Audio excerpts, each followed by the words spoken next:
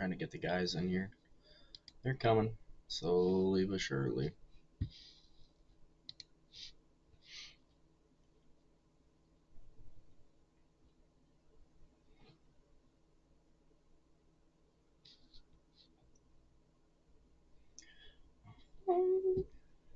It'd be nice if I could see if there was actually anyone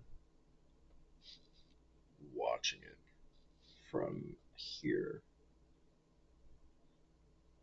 Pull it up on my phone, I guess. Actually, that would probably work. I wonder.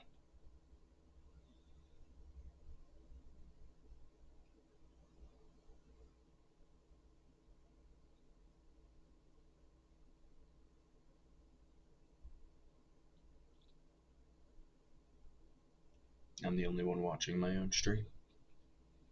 That's kind of painful. But time to go make all the posts and let everyone know I'm live.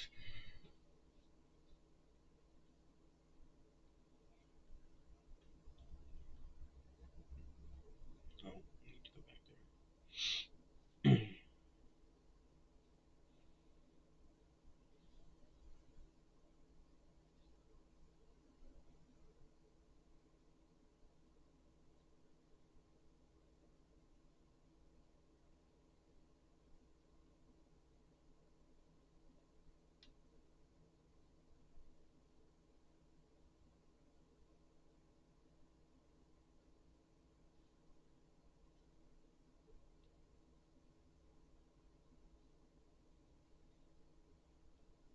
Throw it up in Discord too. Try to get everyone I can in here. It's going to be a fun time, I think.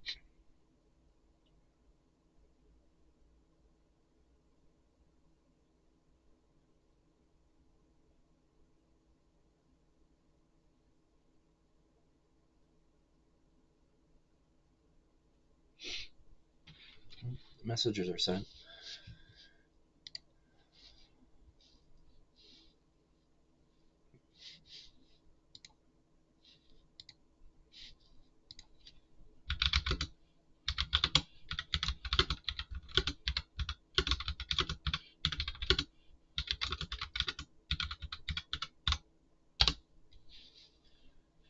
Don't mind the clickety clackities of the keyboard. It is rather loud.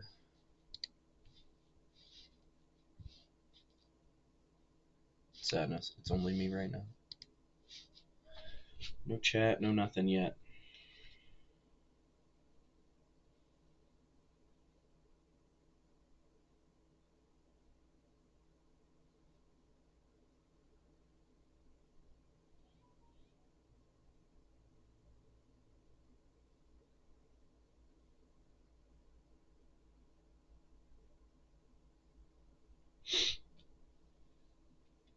Oh, that's an unsuspected visitor. Why, hello there, buddy. I could type or talk. Doesn't really matter. Since it's a little delayed, typing might actually be faster for getting important responses out.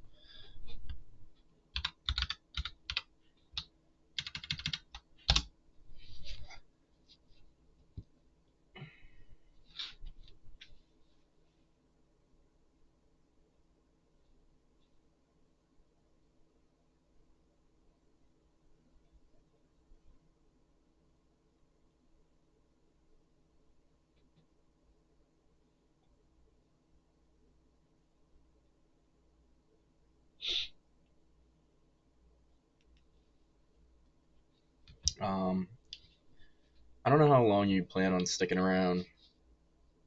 Oh, okay. The guys are being rather slow to actually getting in here. Actually, let me turn this light on. That might help. Lighting at all? A little bit? No, no, not really. Maybe my monitor's in the way of the light on my workbench. Sadly. Well, Omega, how is vacation? You said you weren't gonna be able to get a lot of work done, but you've been working like a dog, getting a lot of work done. So make sure you enjoy your vacation because you work hard for it. Don't go too crazy. Oh, oh, Well, hello. You sound a little not great, but I sound not great. oh, there you go. That's much better. Oh, okay. You're playing? Are you playing Pal World? I am playing Pal World. That's a new knockoff Pokemon game, right? Correct. Me and Pottery actually started playing that last night. It was actually a bit of fun. It's actually podcast thingy that you go to be a part of. Yep. It's actually kind of a little bit on the addicting side. Yeah, I could see that for sure. But Odin, we're gonna get most of the guys in on this. Actually, it's gonna be pretty dope. Um, Yeah. Oracle's getting his stuff plugged in, getting it ready to go. Uh, Pottery hasn't responded to me yet, but he'll probably be in here. Omega's watching the stream. He might be the only Really? viewer right now. Yeah, which is pretty cool because he's all the Omega. way off in like Central America or something, Oh, is he doing really? cool. Yeah, yeah, he's on vacation. That's awesome. Yeah, this is pretty cool. Mm. It's funny. He said, "Oh, well, I probably won't get a lot of work done until I get back," and he's been over there working all the airsoft stuff. Sounds about right. You're just like me, Omega. We never stop. The airsoft never stops. Yeah, I noticed you guys are going to go to UBG on Saturday. Yeah, we are. I'm going there to make a trade. What are you trading? I'm trading the RPK away. Are you getting Since I anything need Civ. decent for it? I'm not getting anything worth the value of the gun, but it's worth it to me, if that makes sense. Yeah. So Yeah, I hear you. it'll be cool. We'll get to go play, and it's going to be relatively warm out, so I'll get more footage, and I can make another video, which is always Yeah. fun because I've run out of footage completely. It's all gone. Really? Yep, I posted it all, and I have nothing to do, for hours out of my day, just completely nothing. Yeah, for you guys I that got a know me, couple. chocolate milk I is my got favorite drink. I got a couple videos on my phone if you want No, no, no, you can them. keep those unless I mean, well, no, no, no. If you start like What do actually you mean? properly, if you start properly recording things, like I What do don't you mean by know, properly? well, like you got the 1080 clips. I don't know what the clips are. I don't know when they were taken. I They could were probably taken figure it out. during. They were taken during Water Water War. War, Water War. Yeah, I never even posted that video because I got shite footage all day. It got shelved. Omego says hi, by the way. Tell him I said hi. He can hear you, so you can You say guys Oh, hear hi. you me? can hear. Hi, Oh, Oracle. Welcome to the party. yes. Um, Omego is watching the stream. I don't know how long he's going to be here for, but he is here. He said he will answer any questions we have. We have all the questions. Yeah, all the questions are going to be about Mac, Omega. That's all they're going to talk about. And you're like, how did you ruin it this time? More Mac. Clayton is in the Shadowland. He is not checking his phone right now. I could call him. He's in, Should I call him? he's in the Just shadow put him realm. right on blast, right on stream. Where's That'd be CJ? fun. I haven't talked to CJ in a minute. Not since like last weekend. I could call him too. I can make some calls because I would like all of us to be on at least for the beginning part because YouTube uploads all of this.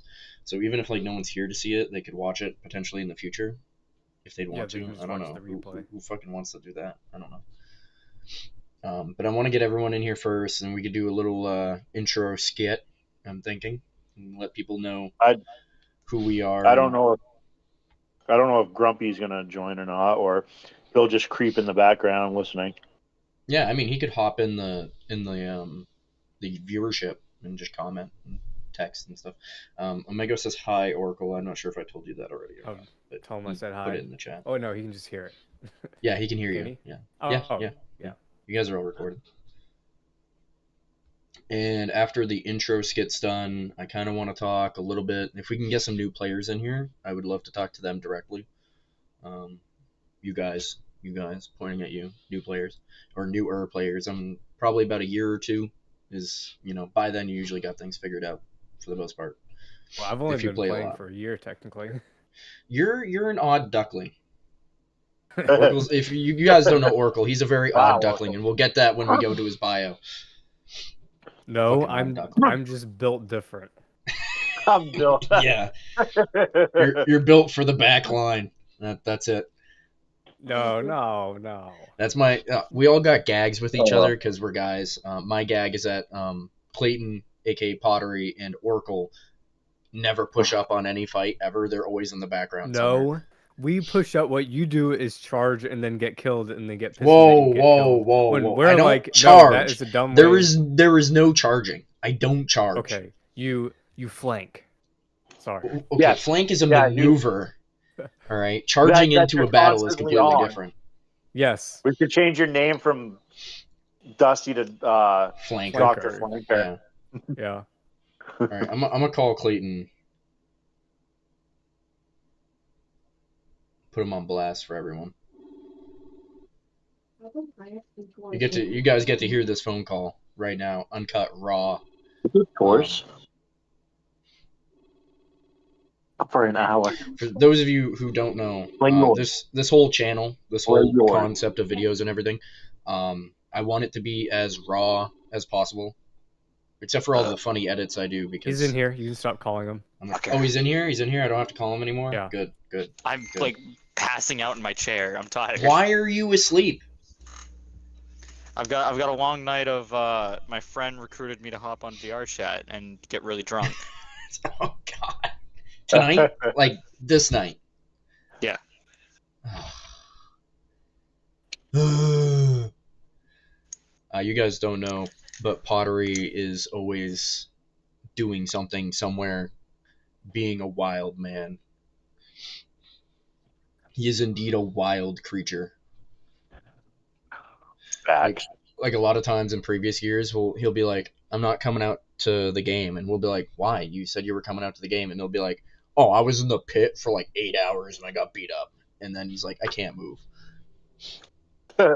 And then we all get angry at him for it and make fun of him. Yeah, I think that's how I missed. You Pro missed League like, One. I don't know, 3 games because you were like, No, oh, just Pro pit. League 1.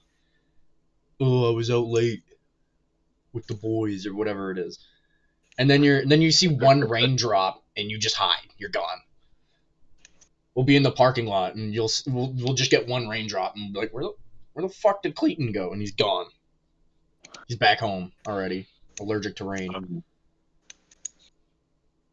Yeah, that's our gag. So my gag with the team is that I flank and that's all I do, and they make fun of me for it all the time. Clayton is afraid of water and gets beat up all the time. Oracle stays put. Odin doesn't really have one yet. We don't have one for Odin. Odin, do you have a gag joke? Is there a secret joke that we got about you? I don't think there is. You or Cannon Fodder don't have one yet. Yeah, not yet. We'll get one. I am definitely all about that. Because like we can't make fun of you for being slow because you carry a big ass gun. So like that's just not fair. Yeah, that is true. I definitely do. All right, I'm calling CJ. Last time he was like at a baseball or a basketball game with his friends and was too cool for school. So, Omega says hi, Clayton, aka Pottery. Hi. Hello. Hey, you gonna hop in the chat in the Discord call? Oh. Probably not. I mean, are you like able to? Not at the moment. Okay. Will you be able to at all between here and the end of stream? Depends on when the end of stream is. Probably last time it ran for 2 hours, might run for about 2 hours, so about 8:30. Tier list is gonna take me a long time, so maybe a little bit longer. I might be able to.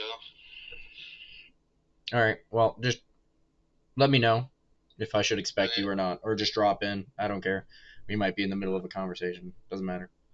Okay. All right. I'm letting you go now.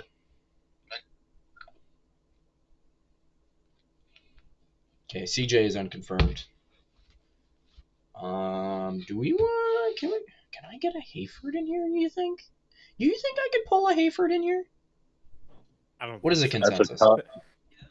Probably not. Probably not. You know, I'll call Probably him too. You guys are seeing live, uncut, what it's like to be an airsoft mom and wrangle children. You know you could just not go live until everyone's in here first. You don't Well, have to I do said this part 6 live. o'clock, and I'm a man of my word. All right. It was almost later because I made food, didn't eat it because I was getting ready to do this whole tier list thing, and I had to save like 8,000 photos, and that took like 30 minutes. Let me call Mr. Hayford. It's 6:30 on a Sunday night. He should be available. And if he's not, then what are kids doing these days? Not enjoying their weekend? Eating dinner at Yeah, I was gonna 6:30. say, I just ate dinner. Whoa. He's probably eating dinner. Eating dinner? Who does that? Who does that nowadays? Who eats dinner? Me, I Oh, I was a think he hungry actually man. hung up on me.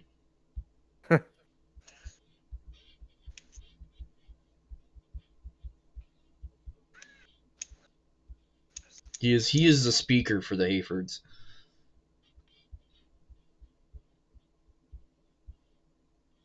Oh, sadness. He's working. All right, so it looks like this is the squad we got. This is the squad we got to deal with. So, has anyone pulled up the stream to see how many people we have watching? I have not. I am Okay. in the middle of the game right now. You're in the middle. What are you playing? UFC. I thought you deleted UFC. I did, and then I reinstalled it. Okay, you can Out play of video anger. games as long as you're here. I'm okay. Who put that in the chat? Who is that? Oracle, is that you? No, I'm not. I don't even have it open.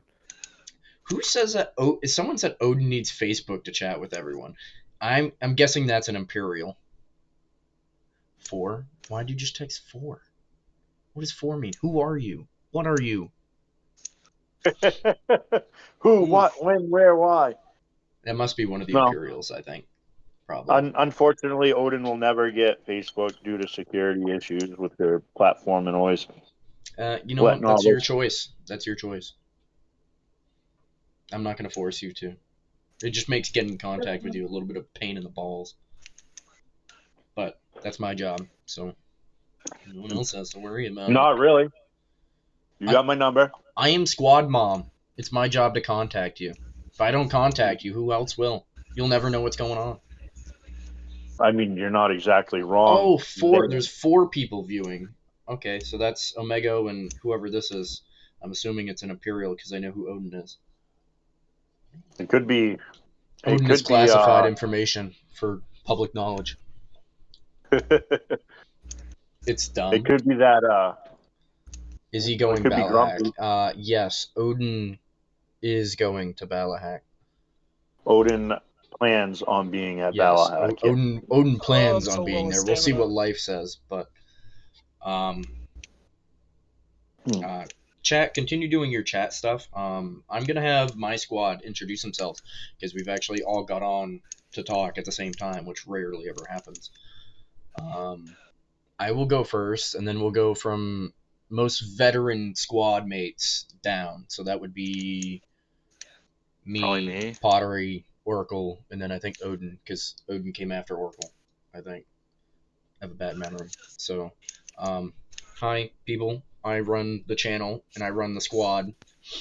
This is the squad channel. Eventually, if people... Is he coming Thursday? I don't know what Thursday.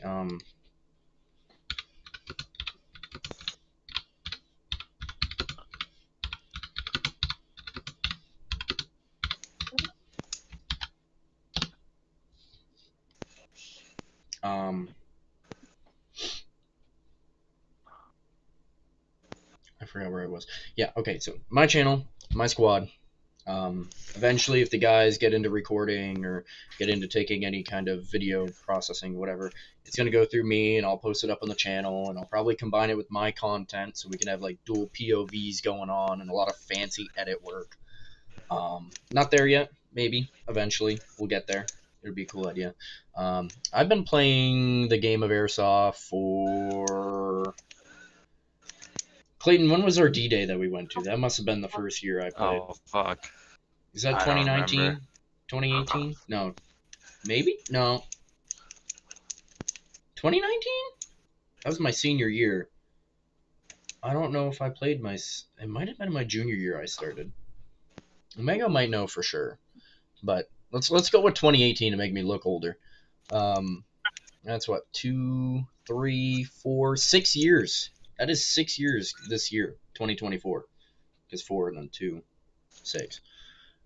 So I've been playing for 6 years-ish, 6 to 5, whatever. I started not knowing really anything about the sport, about the hobby at all. I used to play with springers in my backyard when I was younger, like probably most of us did, I'd imagine.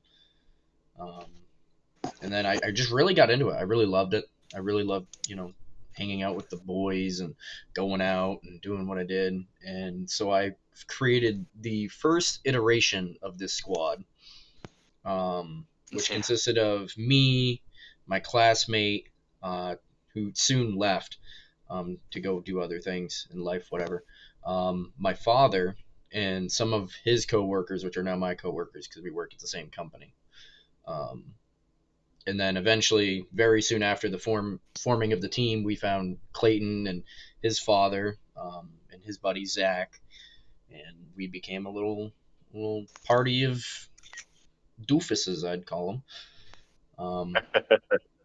And we played for a long time, and that pretty much got me to where I am now. I started building guns to try to, compete with some of these other players who have really nice stuff, whether it be HPA engines or super souped up guns. I learned to play with a bad gun, built some better ones, and then built even better ones. And then I got to playing at the level I am now, So I learned to play with bad guns. Getting the good guns helped gain a big confidence boost. And I've been working ever since to better myself, better my equipment, and try to get better at this hobby that we do. And we picked up some strangers along the way. One of them, and one of the very first ones, would be Pottery. We can talk about how he got his call sign at some point. I'm sure the story will come out. I gave it to him. Really funny, actually. But Clayton, aka Pottery, I call him Clayton because I knew him as Clayton before I knew him as Pottery. Anyone on the field will know him as Pottery, though. So, Clayton, if you want to go ahead and just give a little ramble about stupid stuff, go ahead. I'm done. I've done my piece. What do you mean? The one Talk about how you started. Talk Talk about how you started in your journey. A really shitty SEMA L96 and played in my backyard. And I was like, this is fun. I wonder if there's any airsoft fields near me. I mean, this was like right at the heat of COVID, so I was just stuck at home the entire time. And I just looked up airsoft fields near me and found Harris. And I was like, okay, there's a field near me. Now I have an excuse to spend money. So I bought a Matrix I love how he needs M4 an excuse. that had a loudener on it. So it literally sounded like a firecracker when you shot it. It was great. I remember that. And went to my first game wearing baggy sweatpants. I didn't have a rig, so I just wore a baggy sweatpants and a long sleeve T-shirt and the gun, and I just stick my mags in the pockets of the sweatpants. And I ran around the field like that. And then I was like, all right, I need more mags. Everyone. Yeah, And that's then, pretty much everyone. After the first game, I fell in love with it, so I ran over to Army Barracks. I'd already been shopping at Army Barracks for a long time before that to get other things, and I just picked up some like really crappy digital Woodland, like a digital Woodland T-shirt and digital Woodland pants and stuff, and ran that for a while. And I think me and Cody met each other for the first time at WMD. You said it was D-Day. No, That it was WMD. we were both there at the same time at D-Day. We knew of each other, but we didn't run together until WMD because there was that point where we were attacking Castle, and you commanded a squad. Yes, I remember that. I was the squad leader. And I came in and just like team wiped everyone at Castle with my squad I was commanding. I just went in and wiped everyone. And it's a really funny video. If you look at the WMD from that year, you can see me in my like poor person gear. That's what I'm gonna call it, because I was using like a $10 chest rig, and then still that camo I was talking about with like one of the cheap pairs of goggles with a built-in fan, and just a boonie hat on, I think. Oh. And I'm just running around Castle, jumping through windows, shooting people. While I have my radio in one hand and my gun in the other, and I'm like hot micing the entire time, going, "Hey, this guy's here. We're stealing all their shit. We're stealing all their stuff." I remember that. That was like my first time leading a squad, and we were sneaking right up on it, and I was like, "Hey, you, Clayton. I don't know who you are, but you're gonna lead them on this. I'm gonna lead a flanking element. You're gonna be the frontal charge after we assault."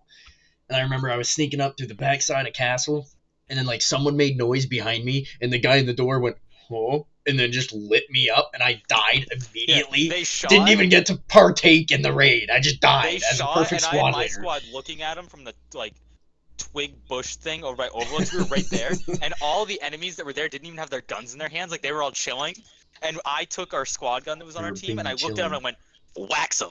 And he just started spraying all these guys didn't even have guns. They were scrambling for their guns and couldn't get to them in time before they got lit up. And I ran over to Overlook and just started shooting at them from the windows and stuff. I didn't even get to enjoy the first conquest. I was just dead immediately. First time. Happens every time. Every time. Where's Dusty? Oh, he's dead. He was in front. He was planking.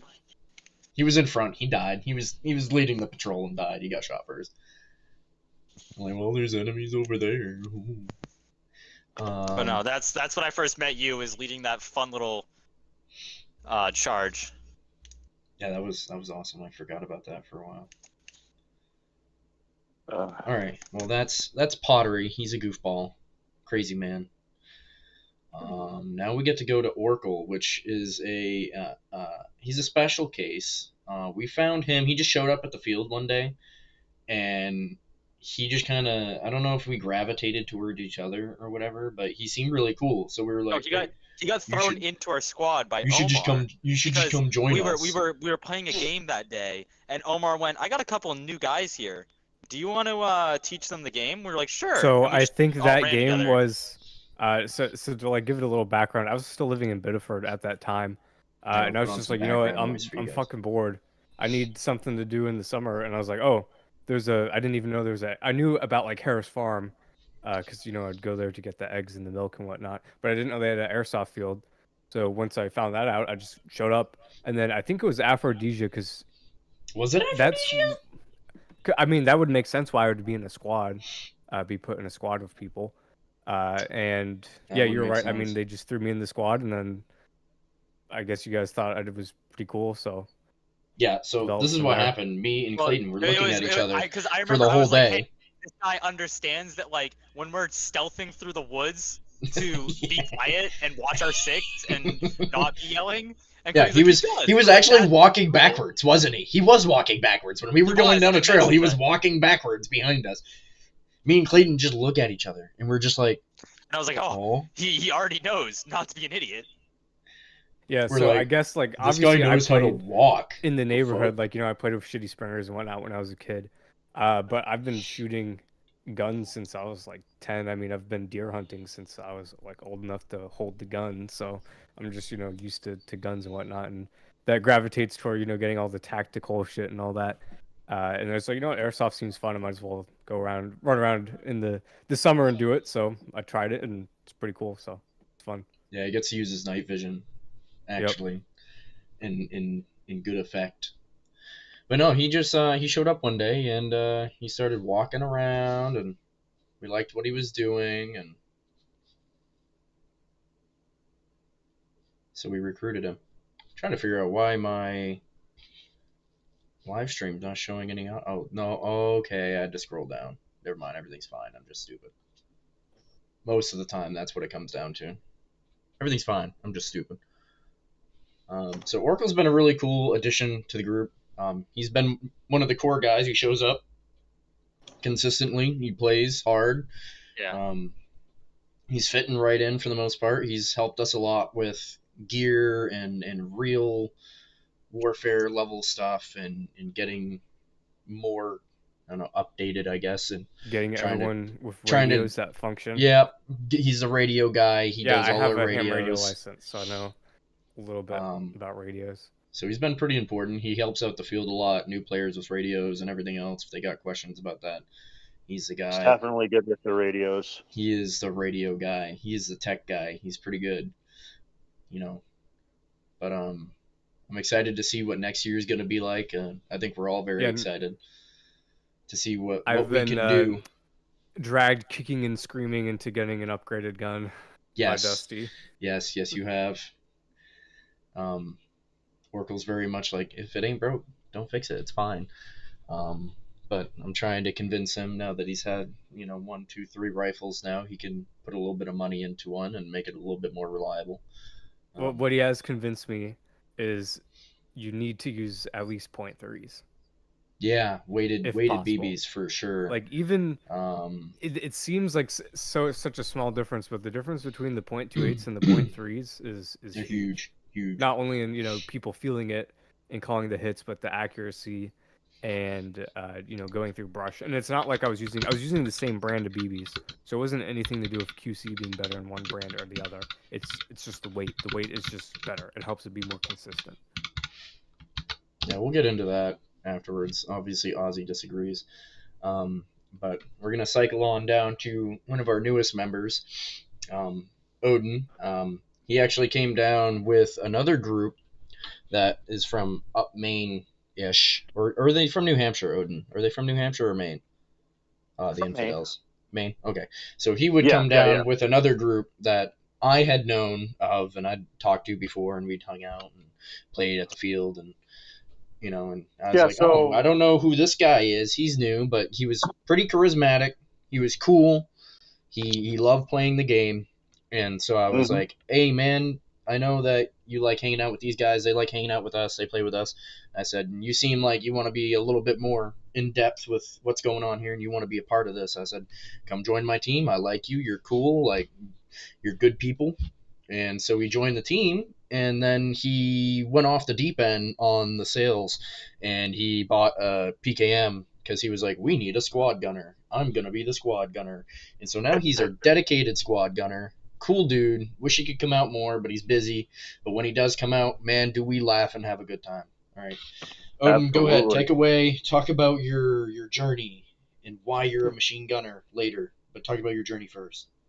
So I started playing a few years ago up in Warrior Village before they moved. Bleh. And I played with GSD and those Bleh. guys, and I didn't really have a team up there or anything like that. And my two roommates at the time, Trigger and Griffin, Infidel squad of the Black Sheep division. right? We started the Infidels, and then they ended up joining Black Sheep after we started the Infidels. And I just wasn't quite sure about Black Sheep or anything like that.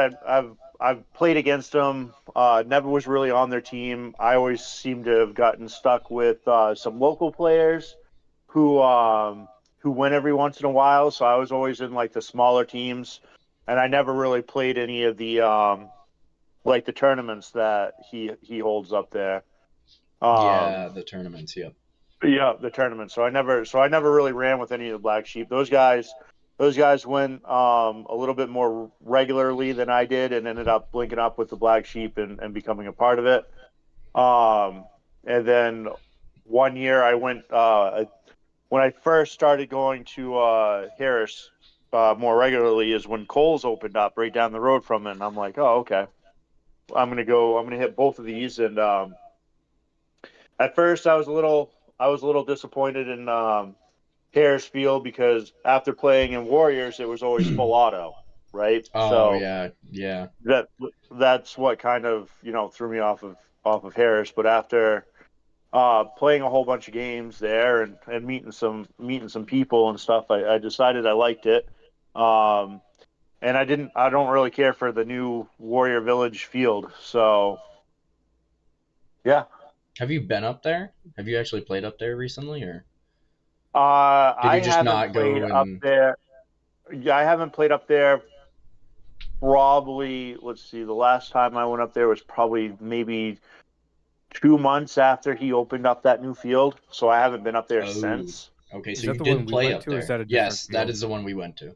Yeah, I was not impressed with that one. Not a fan of that one at all. No, it I was don't. I not. don't think it It was their was fault though. No, it. no. No, it really hit me when I was like, oh, they have a trail, like a camper right here, like a hard shell. And I was like, yeah, I'm gonna get in it and shoot out the windows from it at them. And somebody looked at me and goes, just so you know, if you're getting in that camper, give yourself like a foot of breathing room walking through the door because you will just fall through the camper. I was like, oh. Yeah. I mean, Yeah, unfortunately, they lost their field to a church or something like that, and that the other yeah, they just field lost was rights to it. They just couldn't be there yeah, anymore. So I mean, and that's the a other field was shitty really situation to built be up. thrusted into. So Yeah, there's nothing you he's can really making the do best about of it. that. He's yeah, So that's as we long as went people there. keep going and keep building, that other field had like 10 years of build on it. So it's going to take them a while for the new field to get anywhere remotely as good as you know. Yeah, I mean, I went there. Field wasn't so bad. I'm not a fan of Warrior Village. I wasn't a fan of the first one. I'm not a fan of the second one. I don't hate it. It's just it's a different style of playing up there, a different style of player up there. That doesn't agree with my play style and what I want from the hobby and from the sport. So I choose not to go up there. Their new field wasn't bad. The first round we did up there at the new field kind of sucked just because of the Yeah, location, that and one was. then they opened it up to the rest of the field, and we got to go and play in the rest of the field, and there's some cool spots, different little terrain bits, um, that definitely have potential. I don't hate it. I just I live closer to the fields down in southern Maine, and I like them better. I like the player base better. Um, as Odin did say, Warrior Village is all about the auto fire. That's one of the things that me and my guys really don't agree with. Whether we use it, whether someone else use it, most of us just use semi-automatic anyhow.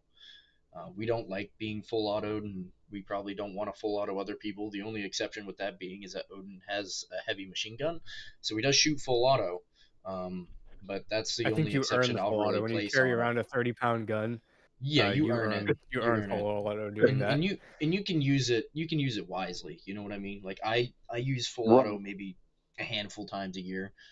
Sometimes if I need to, but most of the time, especially when you're running guns that people run, especially HPA builds and high end AEGs, you can get a lot of rounds downfield very quickly in semi-automatic. You don't need the intense rate of fire of full auto, especially some of these HPA engines. There's no repercussion for doing so. You can just crank it up and shoot to your heart's content as long as your magazine feeds. AEGs, it's a little bit more risky. I don't like doing auto fire because it's more likely to absolutely destroy your gun. Sometimes, not always, but I prefer not to. I like having 7,000 rounds and making them head stay low. That is what a machine. That is what full auto is intended for. It's meant for suppression fire, not just lighting up a target with 80 BBs before you hear that they're hit. Yeah, like Usually that is true. that's the That is downside. unfortunately, yeah. I try not to overshoot a target. It's hard though, you And know what I mean? Especially outdoor. it can It's not it easy. can be hard. It's especially when the target may have thought he yelled hit or something like that, but it wasn't as loud and you didn't hear him, or Yeah. Hmm. so that you're gonna run into that kind of stuff. But And just when we had our postseason meeting with my squad, the Imperial squad, which is a good buddy squad of ours, and the guy that helps to run the field, Omega, who's in the chat. We actually talked about in great depth ways to help prevent overshooting and how to deal with hit players and things that maybe we could talk about or advise players on doing to help avoid people getting hit more than they need to. Because with more people running hopped up guns, and Ozzy, I know you have your opinion on it, but it's not even the people that build guns anymore. They're coming from the factory like this, to try to appease to the style of player that is coming up, which are the more speed softy indoor Western fields that do a lot of speed QB, a lot of speed ball. A lot of companies are now matching that ambition and trying to build more competitive guns, and therefore people on the field will have more competitive guns and people will shoot more. It's just how it goes, and it's become a problem over the past few years. With HPAs becoming huge now and AEGs getting better and better out of the factory.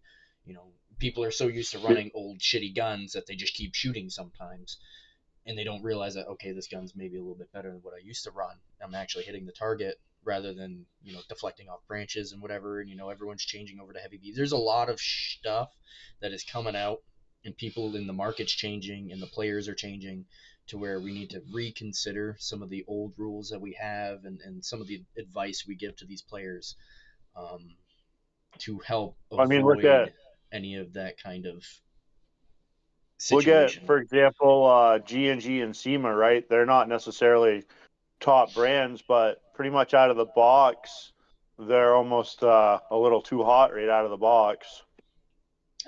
Depends on what you get. M4s, I have yet to see an M4 come out of the box shooting near limit. Just haven't seen it. Now, like basic SEMA AKs, AKs have always run on the higher end.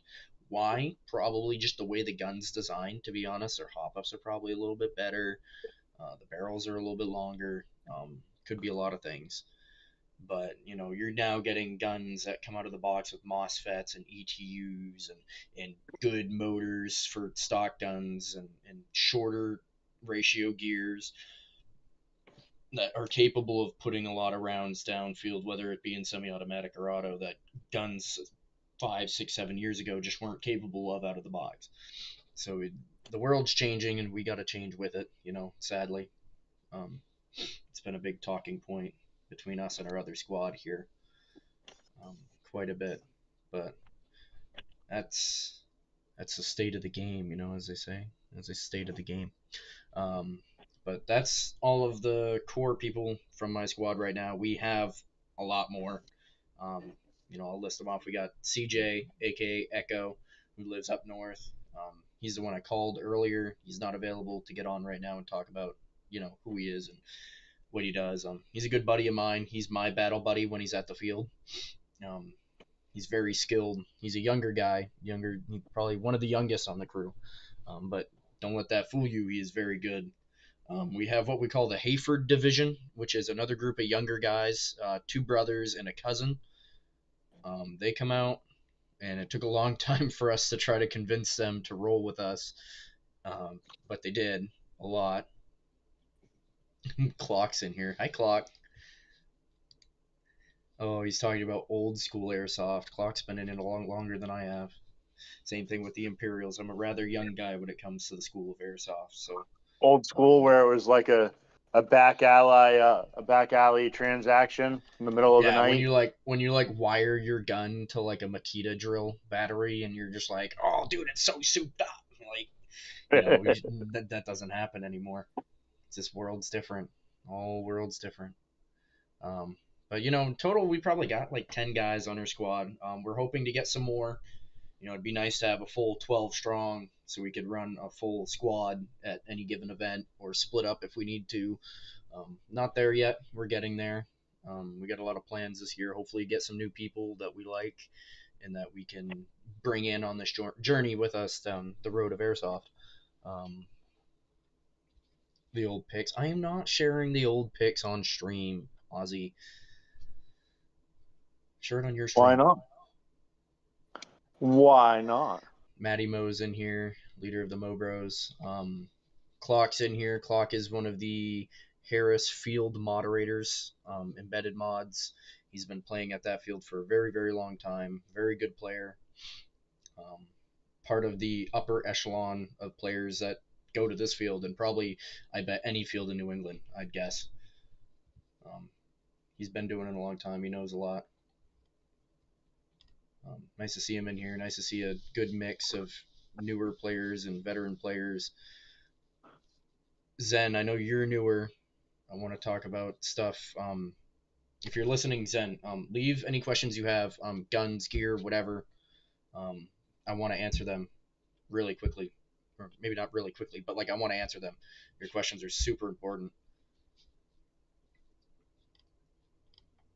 If any other new players are in here, feel free to do the same. Like, if you're looking at a gun you want to buy, let me know. I'll let you know what I think. You could take that or leave it, whatever you want to do. A lot of players don't ask before they buy because they just don't know better, and they get burned a lot of the times. Because there's good stuff and there's decent stuff, and then there's certainly very bad stuff, which we'll get into because I have a whole tier list I'm gonna do about airsoft brands and whatnot. But then I want to hear from you if you have any questions. If you want to know what we run gun wise, gear wise. Hi, Grumpy. Grumpy's in the chat now. Grumpy is Odin's good buddy, and his byproduct is Odin's in the squad. Grumpy is now in the squad. He's a quiet guy. He kind of hangs around, chuckles. I don't know very much about Grumpy. He's just that he's in the shadows a lot. He's just always just kind of in the back, chuckling and laughing with us and hanging out and shooting people. But he's a good guy. I want to see Grumpy just one day just like pop off and just start murdering people like a Navy SEAL just out of nowhere. That would be glorious. He did that during Matty Mo neither. They both suck. what was it? It was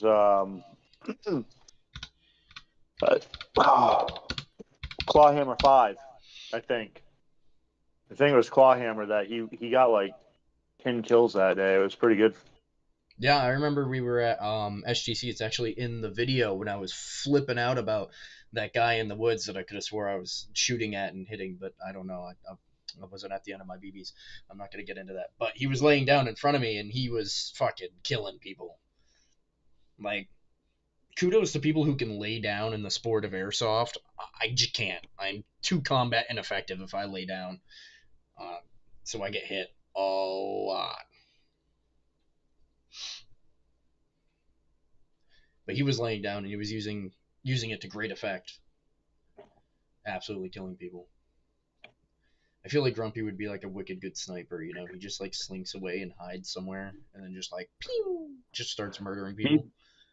He plays a good sniper. I bet he would. He just seems like that kind of like solitary, quiet, can just disappear. Oh great, the airsoft veterans are talking about airsoft brands. Oh no.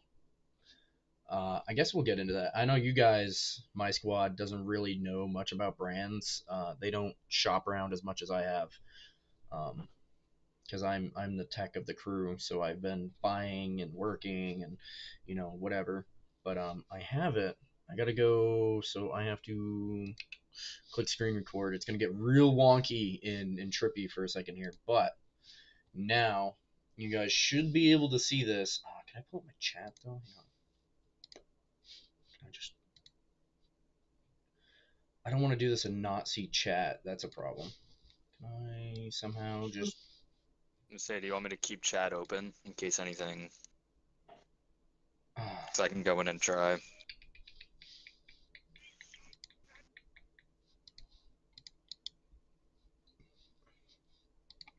I'm trying to see if there's a way. I don't think there is a way for me to look at chat and do the tier list at the same time. Unless I pulled it up on my phone. I guess I could pull it up on my phone real quick. I didn't think about that.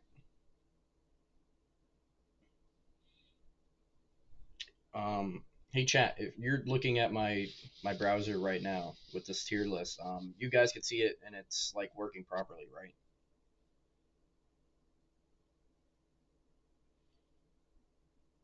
little help from chat here.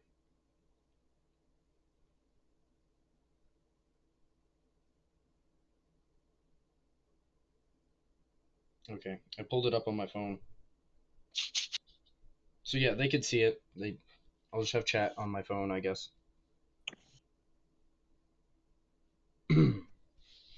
All right, let's get into this, guys. I got an airsoft tier list. You guys on Discord can't see it, sadly, but you guys will be able to see what I have on here. And I lost a category. Hang on. I lost a category. I had another one in here.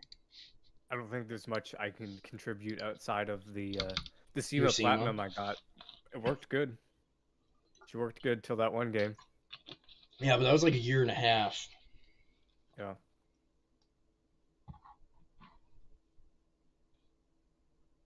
Yes, Clock.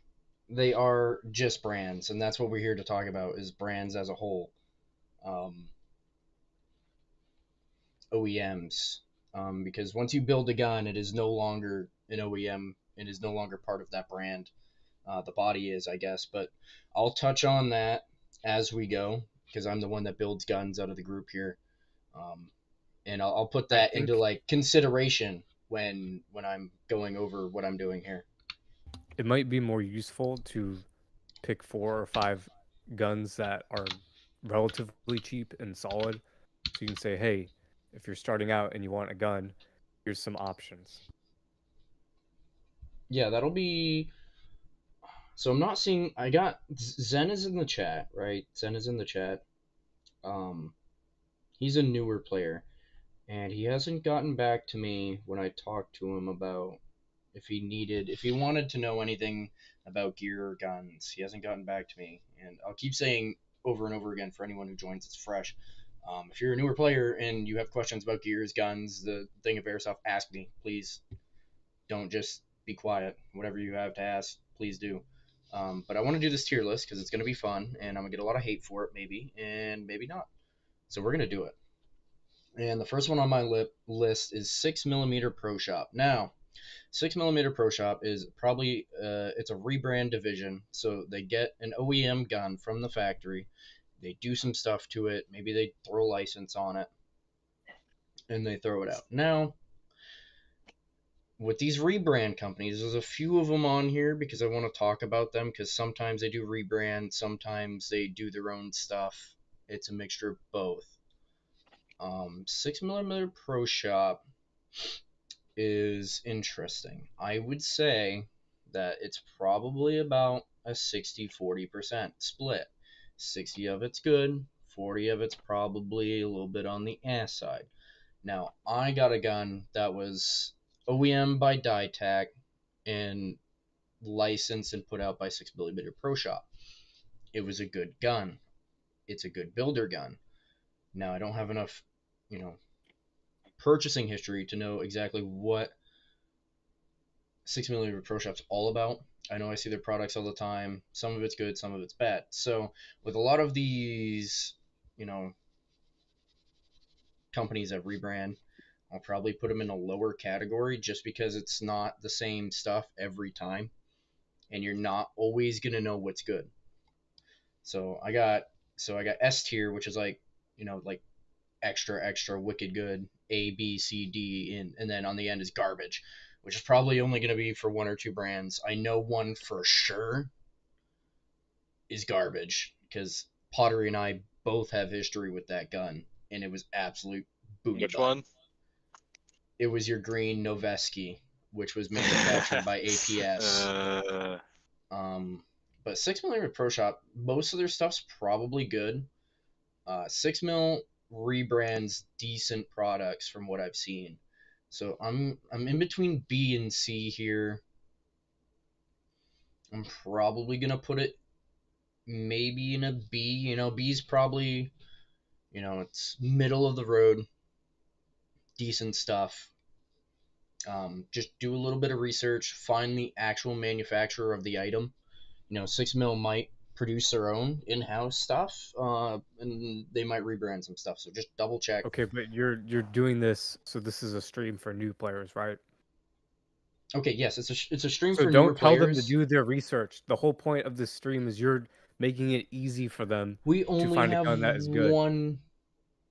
Well, okay, this is Oracle. This is this one brand that's a rebrand. You can't classify a rebrand very well because it rebrands so many different brands. But So the thing don't even is, bring it up then. Don't even well, no, just no, talk about because SEMA, G&G. Just talk about those well, guns. They're what just like because they might not know. They might see a 6mm pro shot and be like, "Who the hell is that?" They might not because they don't always list where they get the gun from. But if you see a 6mm, you're like, "Okay, this is a rebrand. This is a different manufactured weapon." You could go and through the other tiers and the other brands and be like, "Okay, this is a 6mm, but it's made by SEMA, so it's going to be decent. It's going to be good." You know what I mean? It's like a okay. Here's the first identification. There's another one that comes with it a lot of the time. But I'm gonna move on. I'm just gonna keep going. Um, Zen, who is a newer player, said if he has any questions, he'll speak up. Thank you. Selected logo on most bullpup brands are Ares OEM. Okay, he's talking about sourcing OEMs, which I was just talking about. So the next brand here is going to be Action Army, and I'm actually going to rate them an A. So Action Army is kind of interesting. Action Army makes a lot of aftermarket parts for particular platforms. Um, most platforms actually, but not as of late they're doing bolt action rifles and gas blowbacks, pistols, because they manufacture their own bolt action rifle, which from what I've heard is very good out of the box, works great. And their AEP01, which is like the poster child of Speed QB and indoor and sidearms. It's become the new infad sidearm, which I have one. It works great. I'm very impressed with it for a handgun out of the box. I have no problem with Action Army. I've not heard any bad things of Action Army, personally. And off of my experience with their handgun and off of what I've heard from people with their bolt action, I'm going to rate it an A for parts compatibility, obviously, and for the actual product that they put out. It's very good. No one here else probably knows about Action Army at all, so I'm going to move on to the next one. If Gavin was here, he would have some input on this. The next one is going to be A&K. Now, A&K is interesting. I want to put it in C, but I could put it in A, and there's reasons for that. I'm gonna put it in C. So A&K is kind of like a budget brand for players, newer players. They don't do anything special with their guns. Their quality is middle, not great. They're okay to build with, but sometimes their QC isn't great, so their parts aren't always their gearboxes, their bodies. They do put out the best squad weapon out of any airsoft squad weapons. You know what? I forget. Yeah, we're gonna move it up to B just for that. You're We're gonna forgetting move that about up to B. I the forgot about the LMGs. So the fucking regular beautiful thing that is AGs, the ANK they do a PKM. lot of M4 stuff. They're Which is what decent I for have. builds. They're decent for builds. I've built one in the past. Our other teammate has built one. They've worked okay, pretty decently actually. But I will say for most of their stuff, other than the special case that Potter just brought up and we're gonna get to, most of their stuff's like a 50-50. Either you get it and it's decent and you could use it, or it's like kind of not great and you can't really build with it. You know, it doesn't have a long lifetime. But then we get into their squad weapons. A&K makes, I would probably say, 75% of squad weapons in airsoft. They make the 249, they make the For some reason, they're M60, the they only make the ones that can make 240 box bags that Bravo, work they for make them. the PKM. And I will say that their 249s, a lot of people get them. They probably work okay. The M60, however, is really bad, probably due to the design of the gun itself and the mag it has, not due to anything that It's more the A&K box in mag that fails particular. the M60. Yeah, the box bag. It's not necessarily anything A&K has done themselves. It's just the design that either they used or that was set for them precedent wise. Their PKM, however, is fantastic. Yes, it is. Really robust, has a good box mag, has a good design. It's even better when you swap it out with the bull gear parts. That brings it to a whole new level.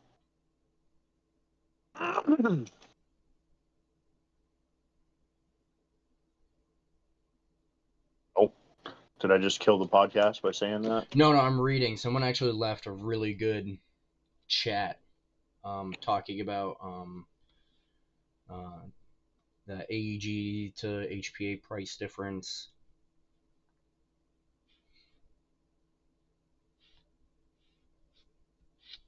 And that was a really good comment by John. I want to touch on that real quick. HPA depends on the route you take. I'm going to say it's probably going to cost the same either way. And the route I would suggest for anyone who's not experienced with building AEGs, buy a pre-built HPA. Don't bother trying to build your own. Don't even bother. Buy a pre-built. It's going to be close to the same price.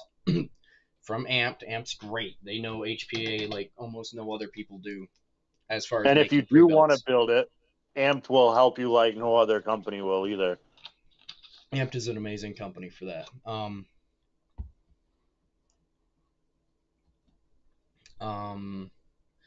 You're losing about $100 to $150 when you buy a pre-built. Now, they're expensive, yes, but that $100 and $150 is a lot of money that you could save. Okay, how am I going to word this? I'm wording this wrong. It's worth the money. Paying the extra money to get the pre-built is worth it. Building your own, if you've never done it before, or if you're not associated with building any airsoft gun at all, don't try it. Don't do it. Just buy a pre-built. It's worth the money. Even me, who has built guns in the past, I would buy a pre-built over buying my own. It's just easier. It comes to you in one package. It's all done. You know what's going to work. And I would say that the price for a finished built AEG is going to be very close to the price of a pre-built HPA, depending on the parts you use. If you go like with the guns Clock builds guns that are absolutely insane in their AEGs. He uses some of the best parts he can get. That's going to run you probably close to $1,000. No shy, I guarantee it. In HPA, you're paying easily. If you're getting a good HPA engine with all the features you want, that it's going to all the features AEGs have, the customability, the ease of life, you're talking upper end HPA, it's going to cost you about the same amount of money. Performance wise, HPA for a player who doesn't want to work on a gun is better. You get more bang for your buck. It's probably going to last longer. You're not going to have to do as much work. Because AEGs require a lot of tender love and care. But there's benefits to that. You don't have to run an airline. You don't have to get a hose. You don't have to get the tank. All that's very expensive too. You don't have to worry about air fills. You can just pick it up and go. They're pretty customizable. And there's probably a schism a few years ago. Yeah, he's talking about tank maintenance and all that stuff. Fox pretty knowledgeable about that. But AEGs to HPA, you spend the money. Parts, though. If you spend the money, they're probably going to perform very similar. If that's what you're wondering, they're going to perform very similar at similar price points. There isn't a huge schism anymore. But I'm going to move on from that. That's my bid on HPA, and we actually have some HPA companies in this tier list. Next up is going to be Angel Custom. Okay, I'm going to put Angel Custom at like a C rank. They make some of their stuff. They rebrand some stuff. A lot of accessories, suppressors, mags. I've always had problems with the stuff I got from them 75% of the time, whether it be fitment. It's usually what it is, fitment. And just bad descriptions. I wouldn't recommend Angel Custom barrels. I wouldn't recommend, a lot of their accessories. Just go with other brands that we're going to bring up here soon that are probably a little bit better for that. I would, as a general term for myself, I'd stay away from Angel Customs if you're looking to buy anything. I'm sure maybe Clock has some some knowledge about that. Maybe Mo Bros guys have some knowledge about that if they've shopped around in Angel Customs. I'd like to hear what other people think about that. I've had a few of their drum mags and they don't fit, and they don't. I've had a few break on me very quickly. Just not worth the money, to be honest. Now, okay, me and Clayton's favorite, APS, immediate garbage. If you see anything with an APS logo, whether it's a rebrand or a manufactured, I don't buy it. Stay as far away as you can from this brand. I will speak, however, I've never had one of their gas blowbacks. Strictly AEG stuff, don't go near it.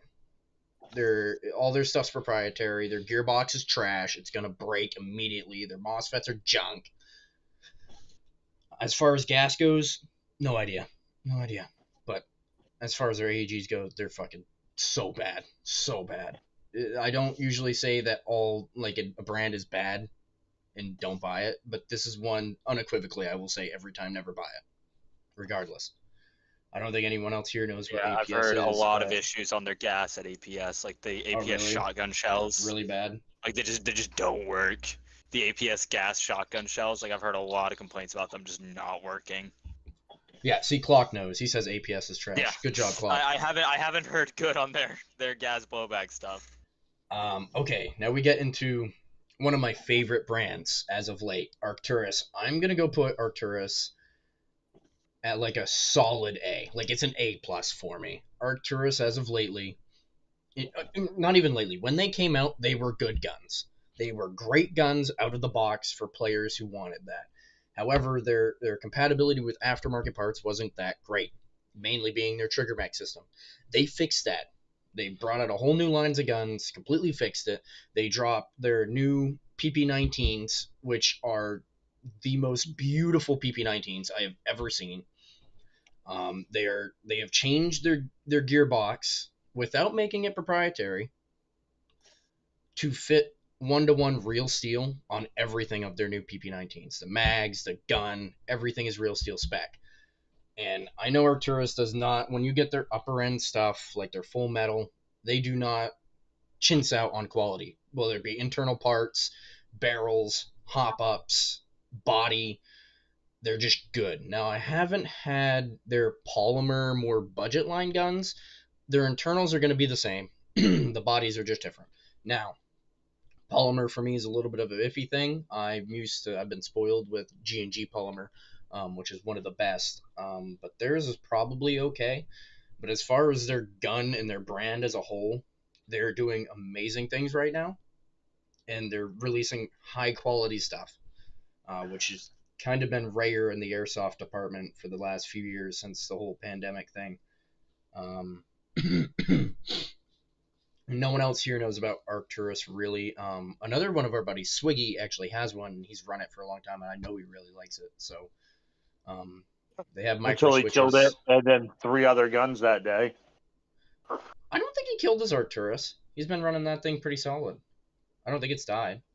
I don't Oh, think did he? you can take Are you talking any, about the new one that he just got? No, I don't know. I know he's had it for a little bit now. If Squiggy kills the gun, I don't think you can use that as a data point on the gun being good or bad. Yeah, he's cursed. No. I Pizza's was in just here. saying, Hi, Swiggy's Pizza. sort of- Hey, Pizza Swiggy's might had know. issues.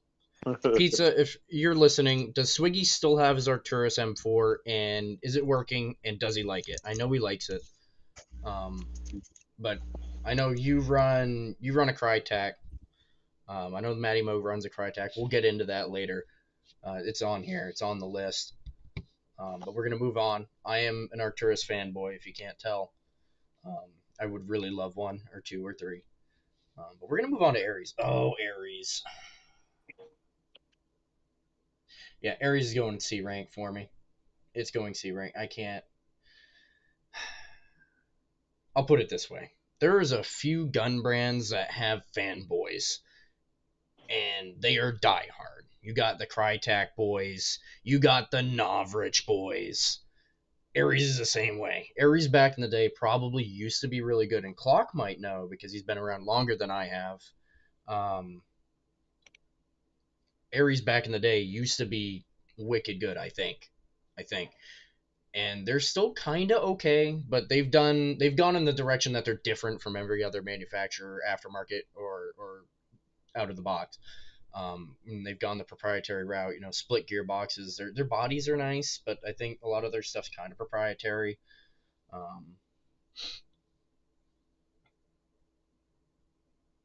Yeah. Clock says that Ares now is bad. They're 100% proprietary according to him, which I believe. But as I said, if a person likes the Ares, they will run the Ares. You know what I mean? If they're not a person that likes to build or do anything like that, I bet it has a diehard fan base. So they make some cool stuff, but it's not for everyone. If you're a regular or newer player, don't buy Ares, please. Get some of these other brands we're talking about, Arcturus being one of them. Maybe an A and K, but we're gonna get into better brands later, so just stay tuned.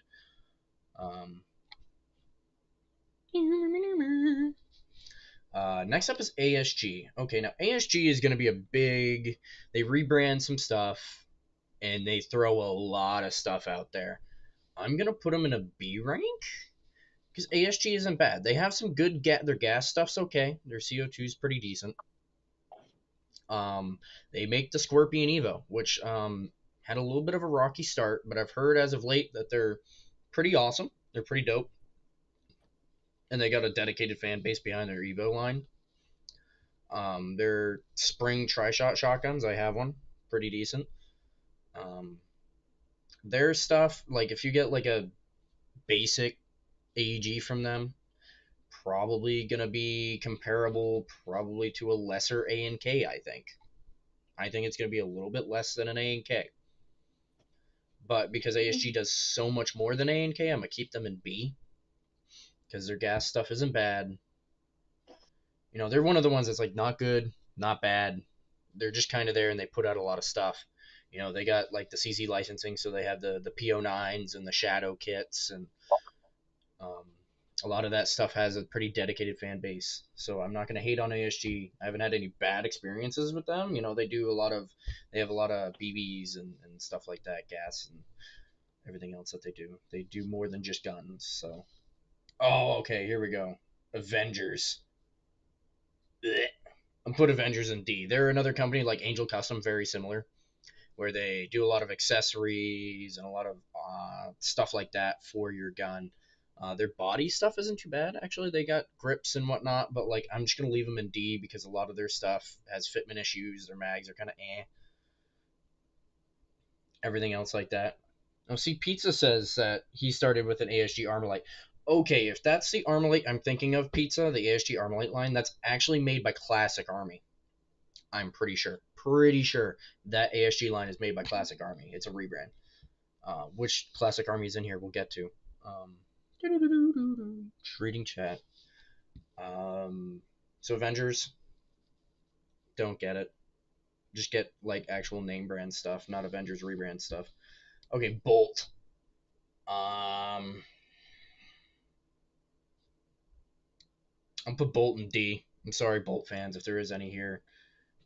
Bolt is mainly a electric blowback line of guns, and I've not heard great things about them. I've never really even seen someone run them over here in our neck of the woods.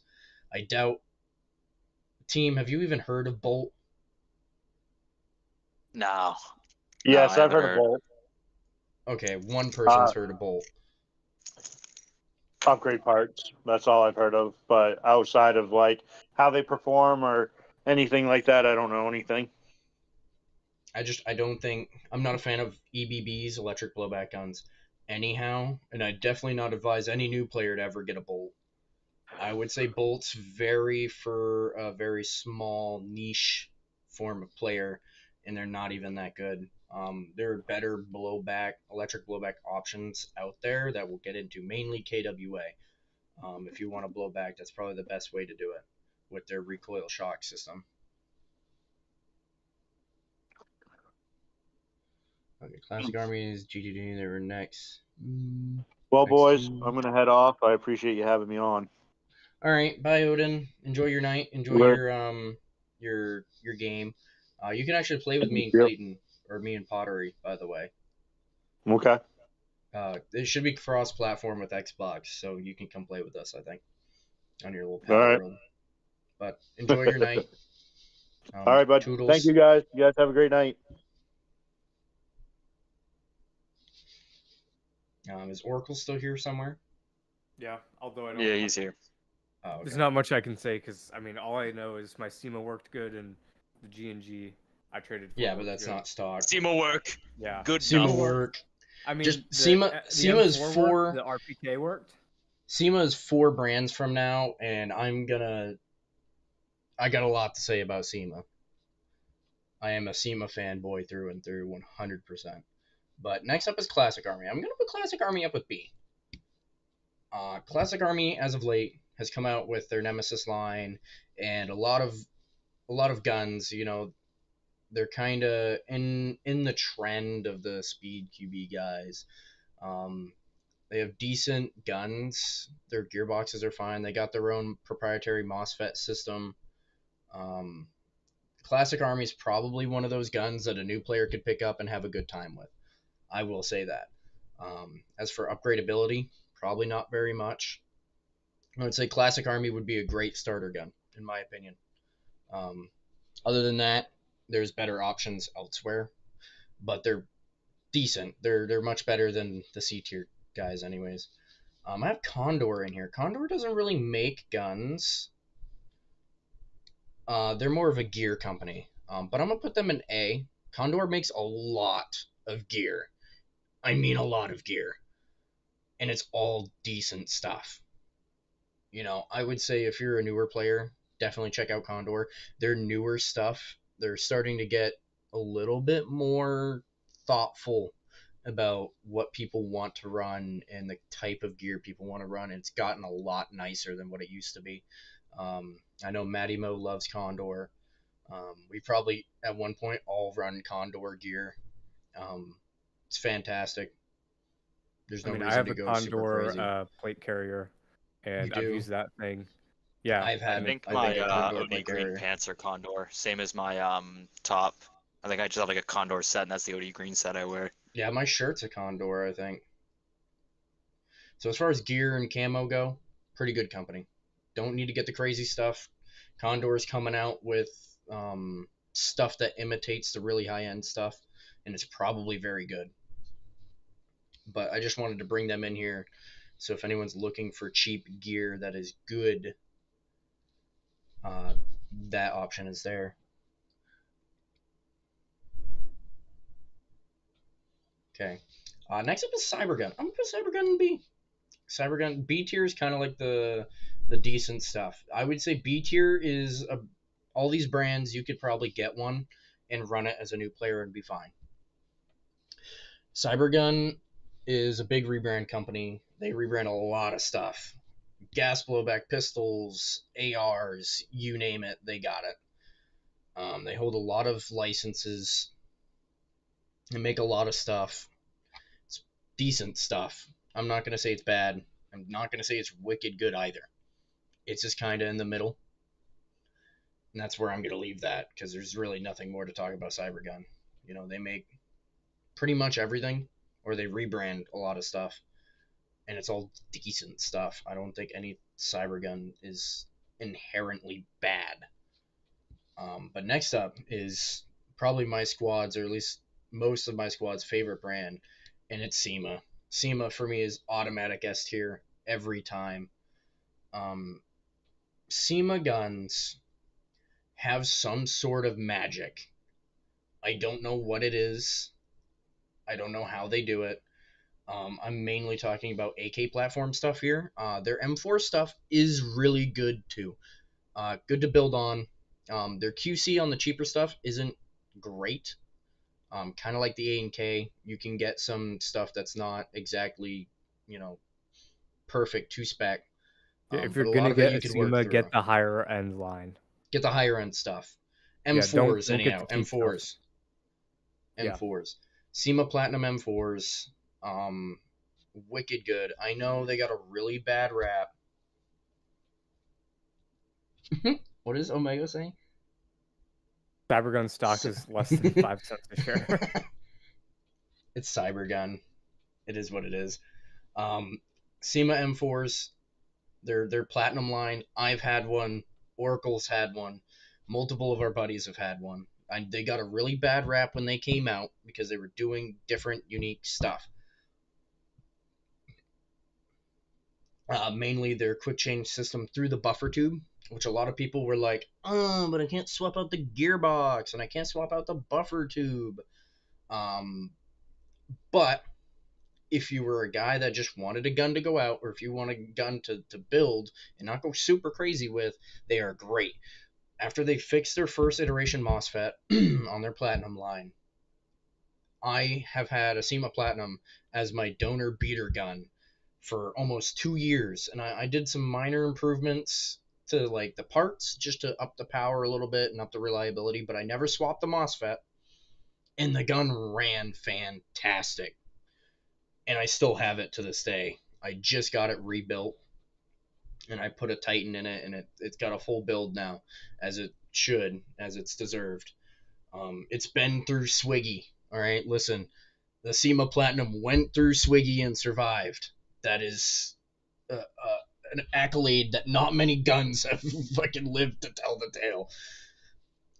It's been a loaner gun for my entire team. I guarantee you almost every one of my squad mates that have been playing with me a long time has used that gun and has loved it. And if you watch my videos, this SEMA Platinum that I'm referring to is the one that's in the really bright green net camo. It kind of looks wicked ugly, I know.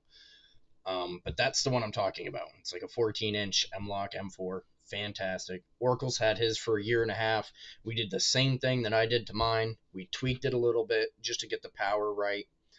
And he's run it just like that since he started, pretty much. And has just now recently ran into some issues. But we haven't that might worked be out as if they're simple as a new permanent. offset. Yeah, we don't know if it's permanent or not. We haven't troubleshooted it. But the gun still functioned. Wasn't functioning how we wanted it to, but it was still functioning.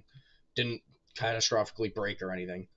No, that was just an offset issue, probably. Yeah, just it was being funky that day. That gun deserves a Purple Heart.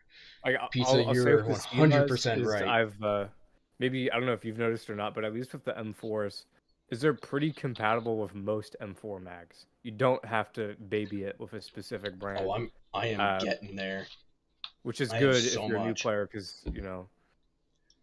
So both their M4 line and any SEMA AK that's not the electric blowback or the cheap chintzy Plastikov AKs, if you spend $150 plus on a SEMA AK, that thing will just run for years. Years. The body will break before that gearbox gives out. Why? Don't know. No idea. Mag compatibility on their guns is insane. It takes 90% of mags on the market. It takes 90% of parts on the market, external and internal. They are just such a good brand for such a cheap value that I ever only want to build SEMAs. Especially, I'm an AK guy if you can't tell. SEMA AKs are my go-to. Now, there are other AK brands out there, and we will get to them. They're in this list. But I have my woes about them that I don't have with SEMAs. The only thing that I dislike about SEMA AKs is that they have not released a goddamn quick change spring system for their goddamn V3 gearboxes. Don't know why. I think their new stuff does, because they've released a platinum line for AKs. I have not got my hands on one, and I probably won't. But I think that might have a quick change. But it might not. Don't quote me on it. It might be a feature. A lot of the brands are kind of catching up, AK-wise, with the V3 gearboxes, having quick changes. It's a really nice thing. M4s have had them for a long time. But AKs have been kind of getting shafted by the market for a very long time. They're just not the popular, M4 love child. Everyone wants an M4. Oh. Yes, because we live in the United States of America. But that's all I'll say about SEMAs. It is just the gun. SEMAs are amazing. If you're a new player, buy a SEMA. You'll love it. I'm stop gushing about my SEMAs or my SIMAs, however you want to play it. Okay, double bell.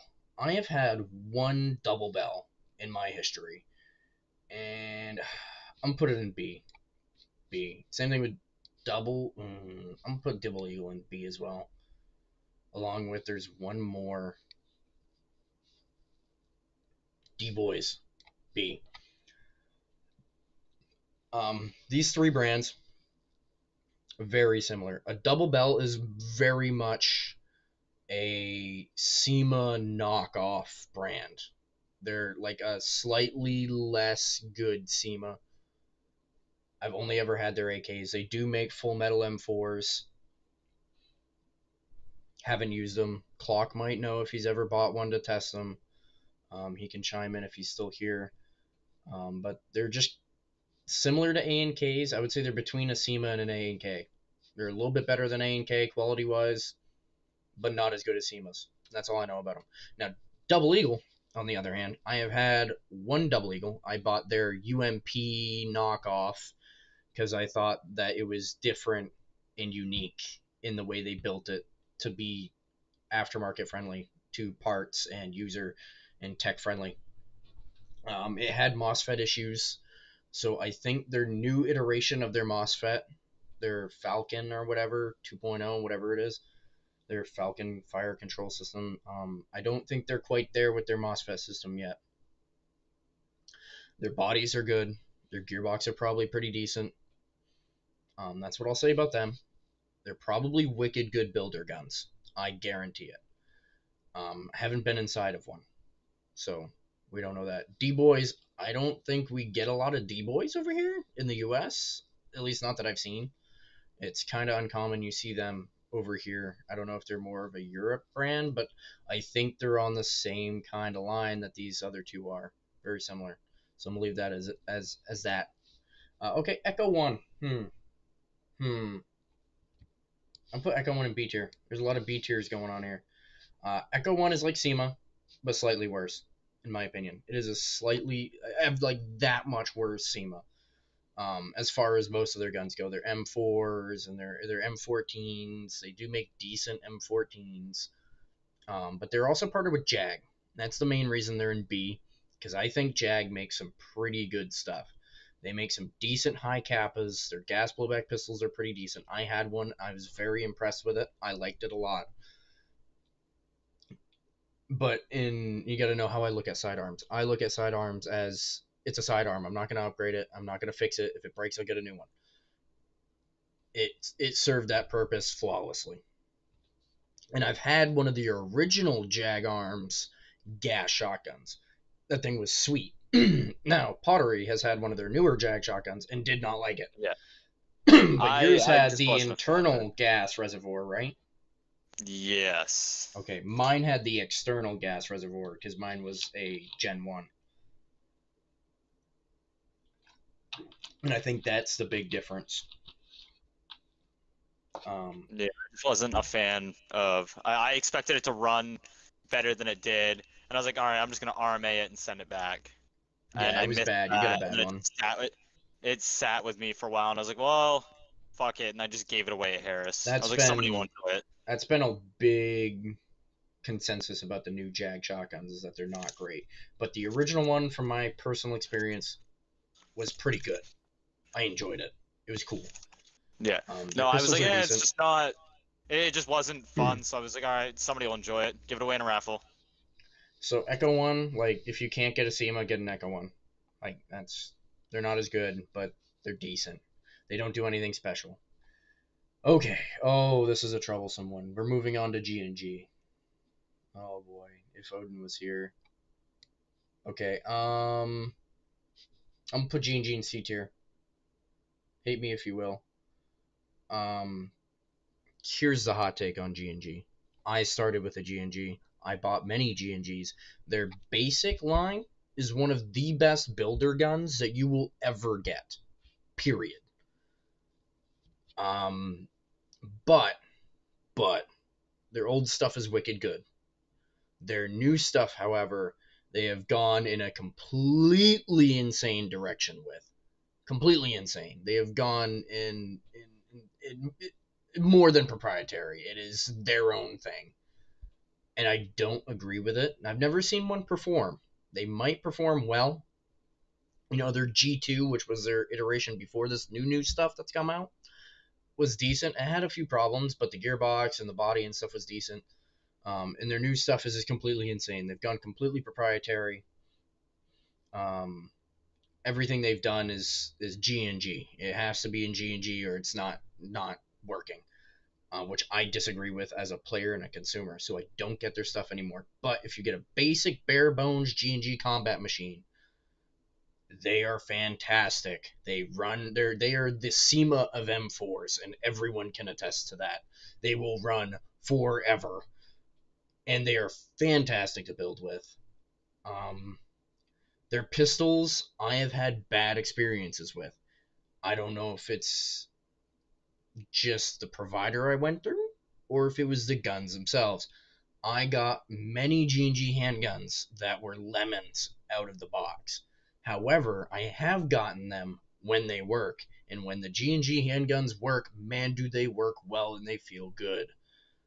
So their gas blowback stuff's pretty decent, also proprietary, but as for me, I don't care if a handgun's proprietary because I'm not fixing it.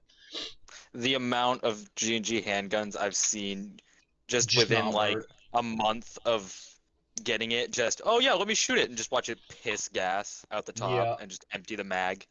And it's like, oh yeah, I've seen way too many do that. For some reason, G&G handguns just do not like holding gas. No, they don't. I know G&G back in the day, back in like Clock's early, maybe prime years, they were legendary. They had some of the best bodies. I mean, their M16s and their SR25s were legendary back in the day. And I'm going to say it, G&G now is way overpriced compared to everything else on the market and what you can get for the same value. They're just not worth it anymore. And we can't forget the sin of them making a Garand that doesn't ping. Okay, the Garand don't ping. I don't think anyone's made a Garand that pings. Okay, but why make a Garand if it doesn't do the Garand ping?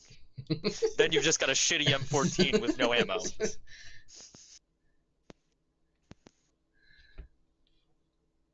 Link to the stream on social media. I can do that for you, Venus. I'm sorry. I've done it on like every other post I've done. I just did not do it on this post. Can I gotta link the channel, don't I? God, They need a dang it. link. A What you link's could do easier. is, you could do can you do community posts? Just make a after the stream. Just make a community post with a couple of share links for guns. Copy link. I'll just go throw it up on Facebook. I'll comment. Venus, I'm gonna comment on the post itself. It says we have 7 viewers, which is pretty cool. That's the channel. I threw it up on the post itself in the comments. Not ideal, but I'm just gonna leave it there. That's all we're gonna talk about G&G for now. They're not great anymore. I don't like them. I don't like the direction they've gone. If you can get their old stuff or their basic stuff, mint, great. Oh boy, Clayton, are you ready for this one? EMG International. Oh, the wonderful EMG. I'm putting it in garbage. This is gonna take. Okay. Wait. So their M4s are butt. They're butt. No. It's a rebrand company. It's a rebrand company. I got to get into this. But the P90 they put out is pretty solid. That's Crytek. I thought EMG. Well, they did do it with Crytek. Never mind. Evike owns Crytek. Yeah, I forgot that they. So EMG stands for Evike or Evic Manufacturing Group. They're a huge rebrand. What they do is they contact companies. They're like, "Hey, SEMA, we want to do this gun. Let's have you make it. We're going to tweak it a little bit and put our design on it, and then we're going to send it out." All right? But EMG has partnered with some really bad companies to put out some really shit guns.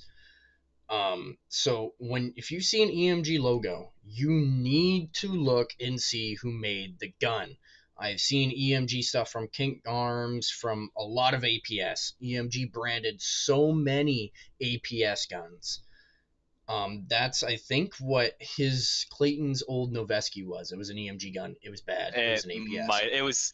They literally wired the fucking battery through like the threading of the buffer tube.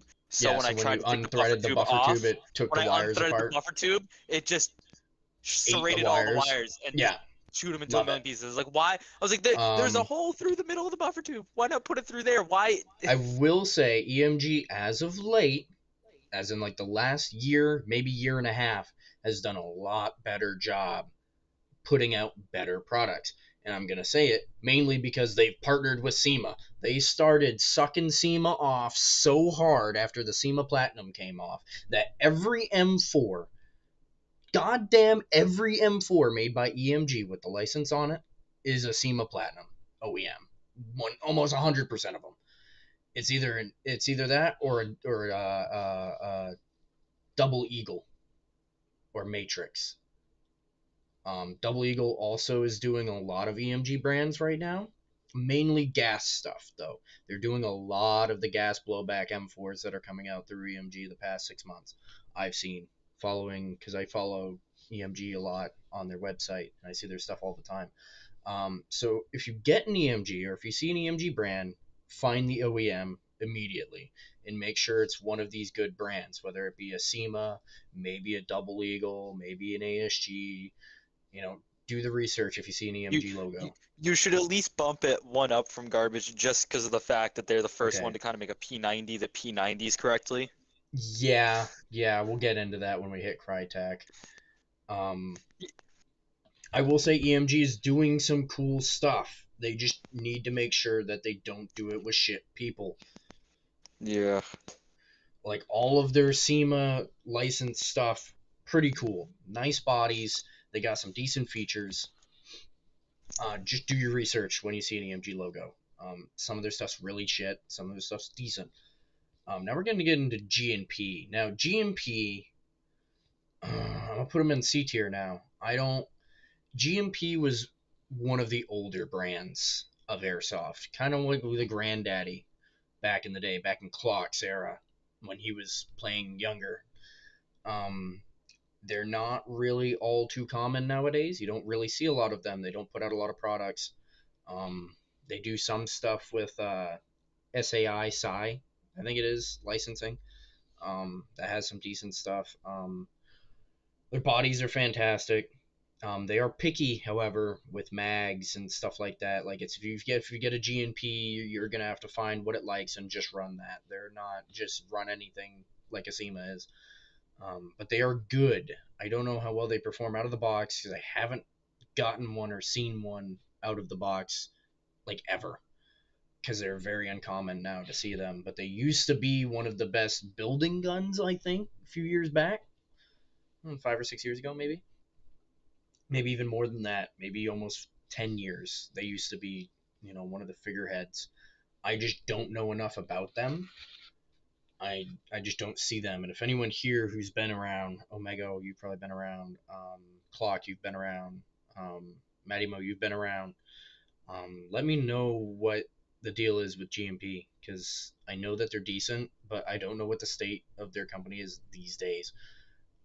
I've heard a lot of thing good back in the day, but I'm gonna leave them there. I don't know enough about them.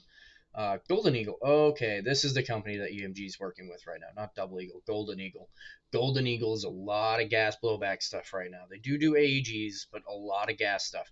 These guys are becoming the new Jag. They put out their own gas shotguns, which I have heard are very good for what they are and the price that they are. I've heard that they are decent, and they're putting out gas pistols that are decent, and they're now working with EMG to make gas blowback M4s.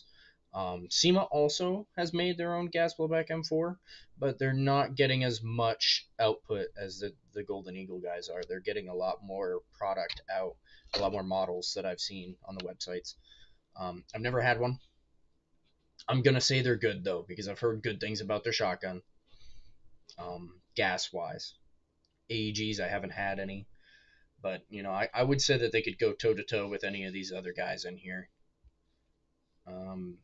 That's pretty much that. Okay, Clayton. Where do I put these guys? Which Where ones do we I talking? put GHK? That's got to I've be never S really tier. messed with GHK. I GHK's don't got to really be mess S with GHK. tier. GHK, I think, and any of you older vets, correct me if I'm wrong, they are one of the most legendary gas blowback companies that I know of. I've never really messed When with them. I don't Elite mess with Force gas blowback that when much. Elite Force comes out and licensed GHK to sell a Glock, and that Glock's $600, it's got to be good.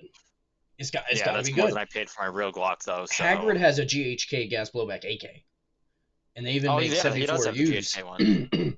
and they kick like a son of a gun. Like, they are just, I think they do the best job, especially when it comes to Russian weaponry, AKs exclusively. They do a wicked good job. I've never had one. I've always heard about them, and I've always wanted to shoot one because they are wicked cool. But I don't know about them. Depending on chat feedback, there's a few people in here. If any of you guys know about GHK, um, gas blowback people in the realm of gas blowbacks, I bet they're one of the best brands out there. Definitely better than like WeTech, anyhow.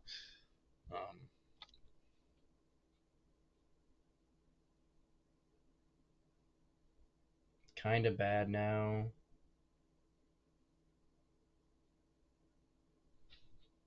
Okay. Okay, Ruben's in the chat, and he's talking that SEMA AKs have kind of gone downhill. And he's talking about E&L basics. I will get to that, Ruben, next. We will do E&L next. Because I have some hot takes about them. Externals. Better externals than internals. Okay. But for me, GHK sits up top just because they're legendary to me. They have a very like mythical status in my mind. I'm gonna leave them up there because they're wicked cool. They're in their own world, I think. What is this? This is AW Custom, which is rebranded WeTech, I'm pretty sure. Put that in C tier. AW Custom does some cool stuff. Yeah, They they're the do ones who cool always make those licenses. fugly. Yes, the Glocks and the high Kappas and the 1911s. Yeah, they're the ones that make all the fugly high kappas. They do some cool body stuff. They do stuff that other companies don't do externally. They probably function similar to a WeTech. I'm just gonna leave it like that. They're in the C tier. Decent, but not fantastic. E&L. All right. Oh, boy.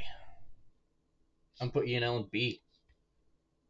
Hot take for anyone who knows what E&L is. E&L is one of the best AK manufacturers because I believe they also manufacture real steel AK bodies. So their AK bodies are very similar to real steel, if not exactly the same. And their externals are wicked good. I will say that their internal quality, pretty good parts. However, I have had an E&L, two of them actually, that I've gotten rid of. One of them was Zach's Clayton, and his Yeah. stock E&L, the wiring fried on it immediately. Stock. My E&L, I had an E&L 74U, the wiring fried. Stock. Completely unusable, broken. So I have had two bad experiences. One was an E&L Essential, and the other one was just a 74U. I don't think they classified it as an Essential, because 74Us usually have their own fucking status. They're not in a lineup for the most time, because they're special. But the guns fried themselves. Now, when I opened it up, the gearbox and everything, decent. Parts, pretty good. Externals, great. Now, I will say, building them sucks. Mag compatibility in the fucking dirt. They don't like AK mags. And the E&L AK mags are fucking trash. So, like, I can't advise a new player to buy an E&L based on what I know and based on what I've seen. I mean, Zach literally almost walked off the field one day because none of his AK mags would feed in his E&L. What are you going to do about that? Get E&L mags, but they're shitty and they break all the time. So they're like B. Like, yeah, their bodies are good, their internals are good, but like if it fries itself and you can't shoot BBs through it, there's really no point. Sorry. They're just not that great to me. And that's why I give SEMA a better rep than E&L. Yes, E&L's quality is better, but when their wiring is frying out of the box and they can't feed any AK mag on the market for the most part, SEMA beats them. SEMA don't fry, they don't break, and they feed 90% of the mags. Like, as for any airsoft player, that's a win. Sorry, like if you're really niche and like high quality stuff, and you get the stuff that you need to run that properly, cool. But 90% of players will just be fine with a SEMA. Sorry, hot take, Ruben. You can feel how you feel about that. Next up is ENC. Okay. I'm gonna put him in A. I'm gonna put ENC in A. Now, I don't know a lot about the functionality of ENC, and they kind of went quiet for a while. But then they came back with their retro line, like Vietnam era M4s or Cold War stuff. They had XMs come out and all this stuff, and their gearboxes look pretty good. They weren't doing anything crazy, but their quality was good. Like, their quality did look wicked good, and the fact that they're coming out with old modeled M4s that are hard to get your hands on nowadays, I'm gonna put them in A, because I think they have similar quality to Arcturus because they care about what they're doing, and the fact that they're bringing back old replicas is kind of cool. And they're probably good builder guns. I think I've seen a few ENCs built out well. Do they make Probably any two. guns where the carry handle is actually machined onto the body? Oh yeah, ENC. Oh, they Yeah, do? if you look up Oh. ENC on Evike right now on your desktop, or they might Because be that's what I through want. Airsoft GI. I want like a Mark 18 with the carry handle already, machined in it like normal. Mark 18. Mark 18s Or don't have whatever they carry call handles. what is it? A Colt? No, Colt 731. Whatever the short one. Like, so I want to recreate the gun that they use in Black Hawk Down, and it's like Go look it up. Go look it's it like up a right now. 10.5. I See if think. they have it. Look it up. See if they have it. I guarantee you they probably do. Just because I love that movie.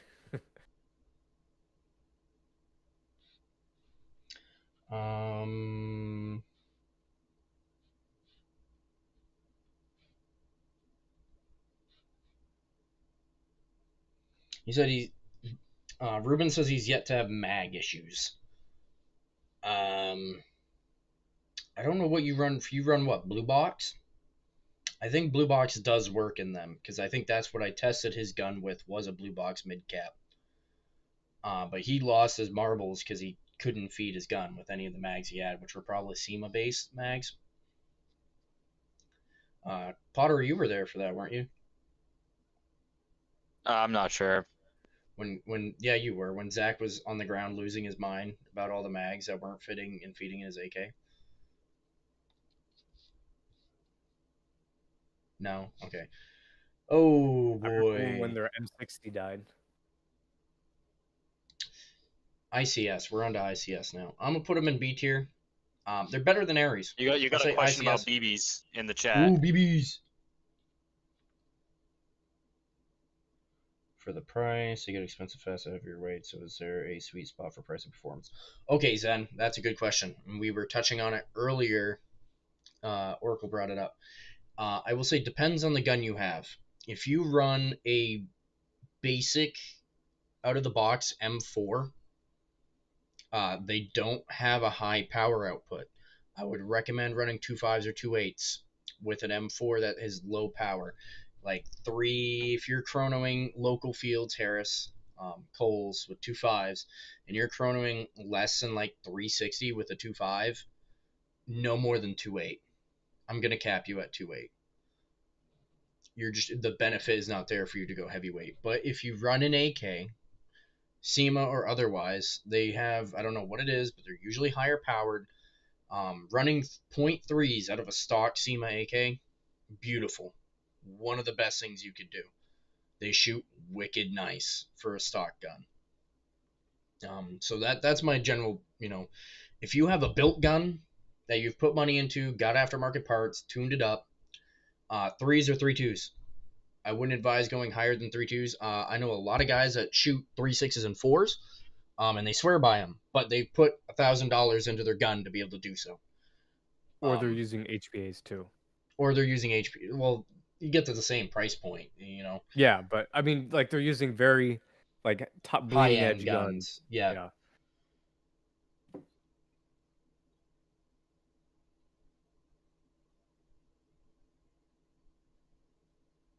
Wow, Ruben's really got lucky on his E&L. All of his mags have fit and fed. I know I definitely didn't have that. That didn't happen for me in our E&Ls. I had so many problems. You got lucky, I would say. Okay, ICS. The E&Ls you got were lemons. Yeah, they were bad. They were wicked bad.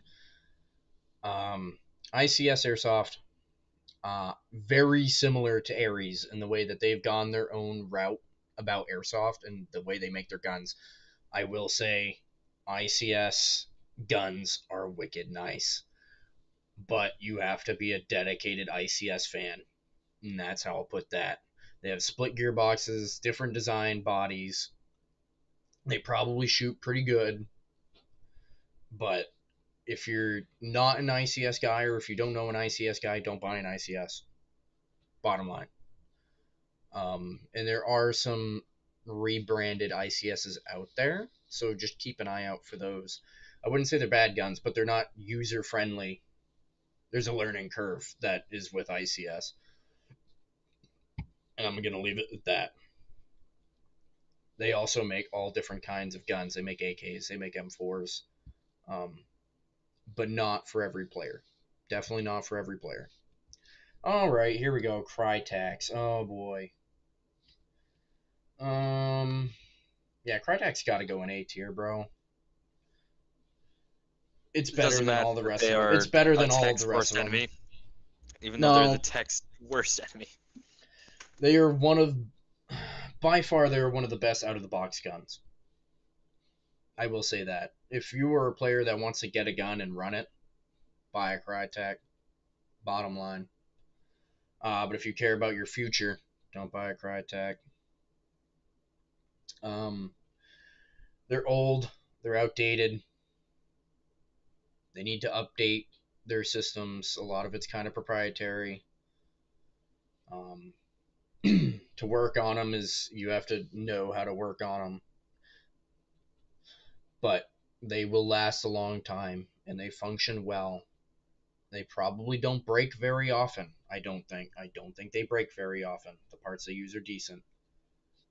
Um, they're just really good base guns, and they'll never be more than that. But they are wicked good base guns. The bodies are decent. They shoot decent. One of the higher FPS M4s out of the box, I will say. Um, their P90, pretty cool. It probably functions really well. Haven't had it. I will never run a P90. I love them, but I'll never run one. Um, I don't know if I've met someone that ran a Crytek P90. I know Crytek is making the Vectors too, I think, and I've there's some people that like those too. So they're not bad. If you want a gun to run around with and not worry about, buy a Crytek. Now, I will say you can get better stuff for cheaper, but it has its place in the A tier for a reason. I don't hate them, but I won't buy them. So take that as you go. Okay, moving on to KWC. KWC. Hey, their pistols are pretty Their cool. pistols are good. I'm gonna put them in B Their tier. Makarov's pretty good. KWC does a lot of interesting gas blowback guns. And good ones at that. They run well. They don't really need to fix them very often, I don't think. I will say probably though the quality isn't fantastic. Quality control is probably not fantastic, so you may get a lemon. But if you do get one that works, it's probably going to work for a very long time. There's going to be two or three, probably two more brands like this KWC brand, guys, that are gas gun almost exclusive, but they're kind of legendary and they're really reliable. Okay, moving on to LCT.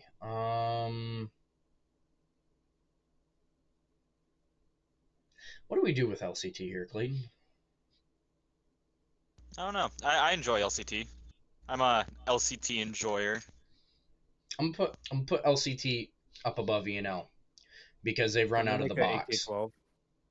Yes, they do. They make all AKs. Any kind of AK, LCT makes it.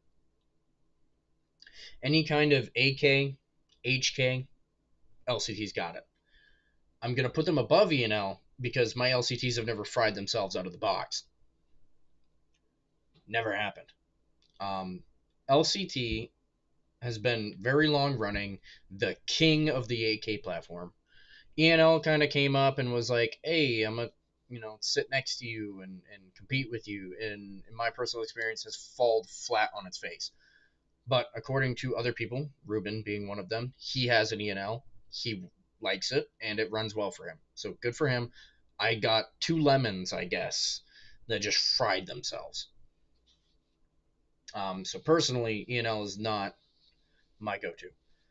LCTs have very good bodies, very good furniture. Their gearboxes are extremely robust. They have quick change springs, which is very nice. They make Pottery has a G3 made by LCT at field limit out of the box and has remained so for a very long time. The body is indestructible. The gun is amazing. The gun is just built. Shoots great. We've had LCT AKs that I've tried doing work to, and it didn't work out that well. Recently, old school LCT, fantastic. The recent stuff that I've got from LCT did not impress me in the way that it just functioned. Did not impress me. They're good. I would say if you want a gun that's not a SEMA, but you want to build it, LCT's your go-to. But if you want an AK or an M4, because LCT did make M4s for a little bit, and they might still make them, I would go for an Arcturus over an LCT every day. Every day. Probably cheaper. Similar build quality. And I'd argue that the Arcturus AK-12 is better than the LCT AK-12. And I'll leave it at that. Very good brand. Very good builder guns. And by far, LCT has the best overall bodies. At least AK, G3, MP5, whatever it be. If LCT made an MP5, which they might have at one point. I don't think, they definitely don't anymore, I don't think. Sadly, I wish they did. VFC does, which is down here somewhere. We'll get to them. Love-hate with them. But very good. We like LCT here. I've had my woes with them, though. Okay, Polar Star, S tier. Automatic. There's no doubt in my mind. Polar Star. Okay, Polar Star HPA is kind of like football, right? You got like you got the Super Bowl teams, right? So you got like Polar Star, and then you got Wolverine, and they're the like head-to-head competitors. I like Polar Star. Some people like Wolverines. I don't like Wolverines for any particular reason. No, not really. Just because I like Polar Star. It's kind of how it goes. We could fight each other for it. But Polar Star for me, automatic S tier. They've been around a long time. They've kind of were the grandfathers of HPA as a whole, I think. Them and Tipman. Oh no, where'd my chat go? Love chat. All right, guys, I'm gonna go. All right. I'll see you around. Navi HPA.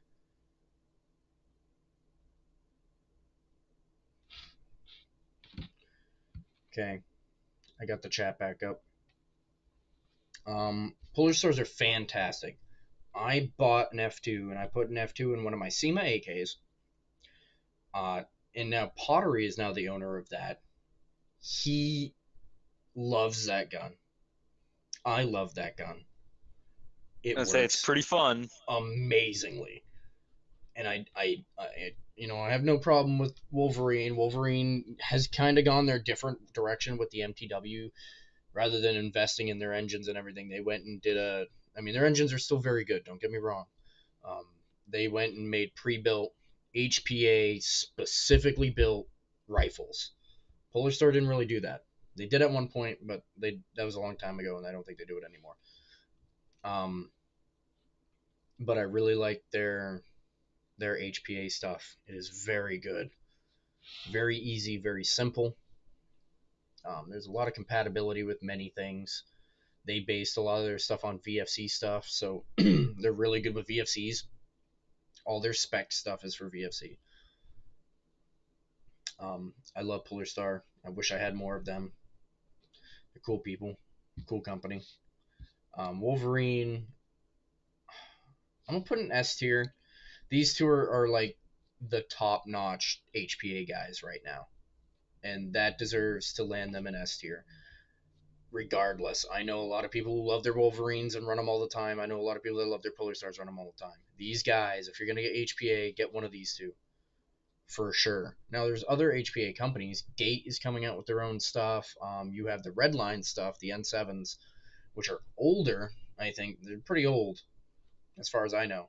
Also very good, but they're not mainstream like these guys. So, they've been around a while. They've done their stuff. Um, I wanted one at one point because they were cheaper than these guys are. Yeah, Wolverines, Jack. They're both very good companies. If anyone has any comment about the N7, the Milsim line stuff, Red line stuff, please let me know. I've never had one, and I don't know how they fare up against these guys. I think they fare most HPA fares up pretty well to each other, but I know that these two especially know what they're doing and they do it very well. We're gonna move on to JG. JG is a SEMA.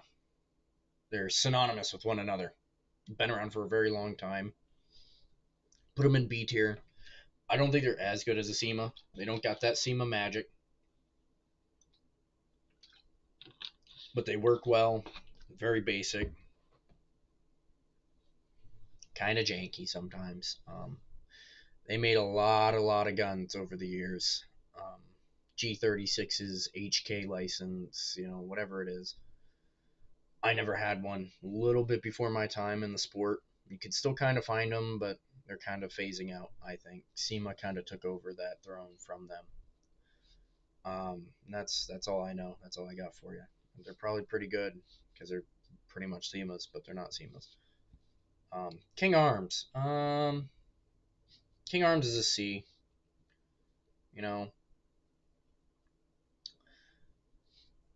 Bodies are good. That's about it. They just make some interesting stuff. I don't think their bodies and everything are exactly to spec like everything else might be here. I would say avoid King Arms. You're probably not going to be very happy if you get one stock. Building them might be fun, but I would say avoid King Arms for the most part. Yeah, Weenus runs a red line. All my guys at HPA, Clayton or Pottery and me both run red line rags as well. They work really good. They're wicked easy. Okay, KJ Works. That's a B. KJ is another one like KWC. KJ Works or KJW makes some of the most reliable hand or gas blowback systems, I think. Isn't that right, Pottery? KJW? Doesn't Zach have a Yeah. KJW? His 1911. No. Actually, I don't know. I think the Imperials either have a KWC or a KJW 1911, and it runs I'm not sure wicked which well. one they have. KSC, another one that is synonymous with probably lesser by a little bit. All three gas blowback systems, decent, work pretty good, and are reliable. Okay, KWA, I'm gonna move up. I'm gonna put KWA in A tier. They're definitely above all these other guys. Their bodies are amazing. The thing that people don't like about KWA is that they've gone down a route of being semi-proprietary. Um, but their product is wicked nice. I'll say that. They do put out a wicked good product. That's what lands them in A tier. Performance-wise, I've never found a KWA to perform to my liking. I don't like them. I don't like the systems. I don't like the guns. The bodies are wicked nice, but they're just not for me. But I know a lot of people that love KWA. and good to them because they're good guns. They have good bodies. Just the fact that their internals are a little bit proprietary kind of turns me away from them, and they don't perform great out of the box to what I'm used to compared to like SEMAs or Tauruses.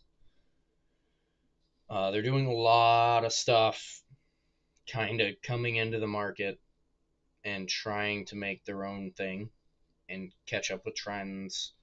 So keep your eye on them. I'm sure they got some really cool stuff up their sleeves. They just released their gas blowback AUG that they've been working on for a long time. KWA gas blowbacks are awesome. Wicked dope. They run well from what I know. We've had a few sidearms. I think we've had a few SMGs. We're not big gas blowback people, but KWAs are pretty reliable in their gas system.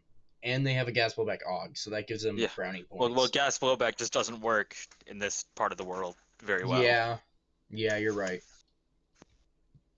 I'll leave my piece for KWA. They're up there with the big leagues, for sure. Dynamic Tactical, aka DieTac. Putting them in B tier. Stock guns, they don't perform crazy well. They shoot good. I will say that they shoot good. They're low power, very low power. All of the DieTacs I've had out of the box have been very low power, but they shoot wicked good, and they sound good. All of the DieTacs I've had, I have a 6mm Pro Shop licensed DieTac M4. I have two SLR Sharp Bros licensed AKs, tactical AKs, and I've all built them out, and they've taken to building pretty well. Some of my favorite guns. They have pretty good bodies. They're pretty tech friendly and pretty user friendly. I would say that they're pretty good for building. They're not. You'll run into some issues here and there, I think, when building them spec wise. But as being tech friendly, they're wicked tech friendly. Very easy to take apart, very easy to put back together. A lot of ease of life improvements in their designs, whether it be their gearbox or the bodies. That's what made me like them a lot. But they're not mainstream at all. They make some really nice camo guns and whatnot, but I'll leave them in B tier. I like them. I have 3 of them. They all work well for me, and that's enough for me to leave them in B tier. Not enough for A tier, though. Oh, okay. Here's an interesting one. I wish some of the older guys were here for this one. Marushin. Clayton, have you even heard Marushin before? I have dealt with some Mercian guns. Marushin is very old. They've been Yeah. around for a while. They make some of the best gas blowback guns ever, probably, period, other than like Tokyo Marui stuff. But I'm not talking about TM because it's not applicable to where we are in the United States. They just don't. They're not made for this country. I'm leaving them in A tier. I've never had one, but their status alone is legendary. So I'm going to leave it in A tier. I bet they're pretty cool. I'm going to leave it at that. If anyone in the chat has ever had a Marushin, let me know how it went. I'm curious. Okay, Matrix. Matrix is going to be B tier. Matrix is They make guns that the... work. They're not going to be the best, but they work. They've got a lot of... Matrix has everything. Everything is Like my Evike brand. This is Evike's my brand. my Their first rebrand airsoft gun was was a a Matrix. Matrix, and it ran for it lasted me like a year and a half until I was like, all right, I want to now that I know I want to keep playing airsoft. I'm like, now I want to spend some money. I want to get something cool. Matrix is the generic brand of airsoft. They rebrand a lot of stuff, but they have everything, and most of the stuff they sell is decent stuff, especially for the price you find it. Their BBs are decent. Their like accessories, especially gun accessories, whether it be externals or optics or anything, are decent. I'm not gonna say they're fantastic, but they're decent and they will work. And they're pretty cheap. So I'm gonna leave them in B tier. Their guns aren't made by Matrix; they're rebrands. So it's one of those cases that you gotta kind of sift through and do a little bit of digging.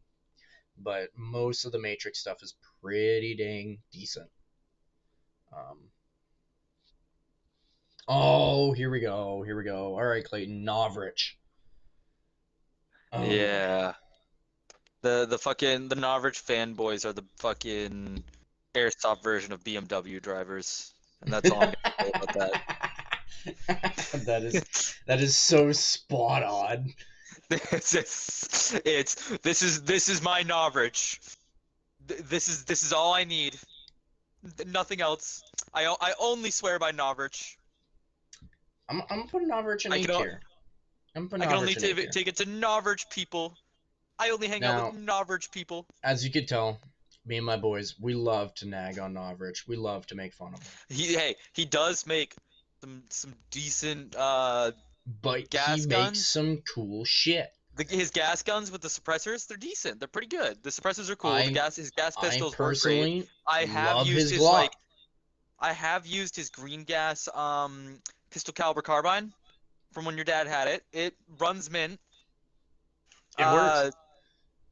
But he's never gonna be able to outlive the fucking stereotype of the 12-year-old who shows up to his first airsoft game with a bolt action and cries all day because he can't hit 'Cause shots bolt that actions Narvich are hits. hard. Bolt actions do be hard. The bullets don't fly Novrich, straight. It is not like a real bolt action gun. You are guys, not. Novrich ain't that bad. Novrich ain't, the godsend of airsoft either. Their SSR4, when it works, pretty decent.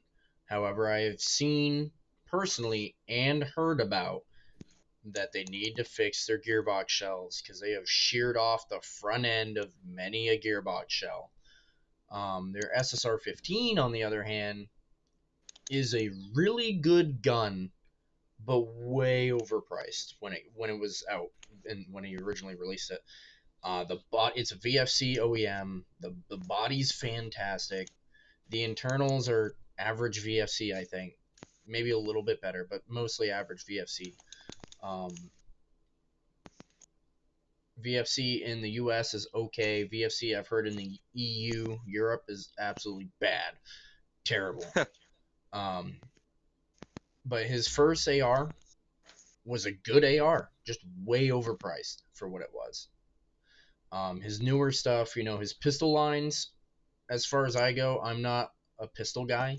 So, like, I got his Glock, and it worked great. And then it didn't work. And then I got another one. You know why? Because I really like his fucking Glock. It's comfortable. It's got the holster. And it looks cool. That's enough for me. That's all I needed. And it works. It shoots good when it shoots, and it's not broken. But I think I just got a bad His one. what's the one? It's the single action one. That Oh, pistol.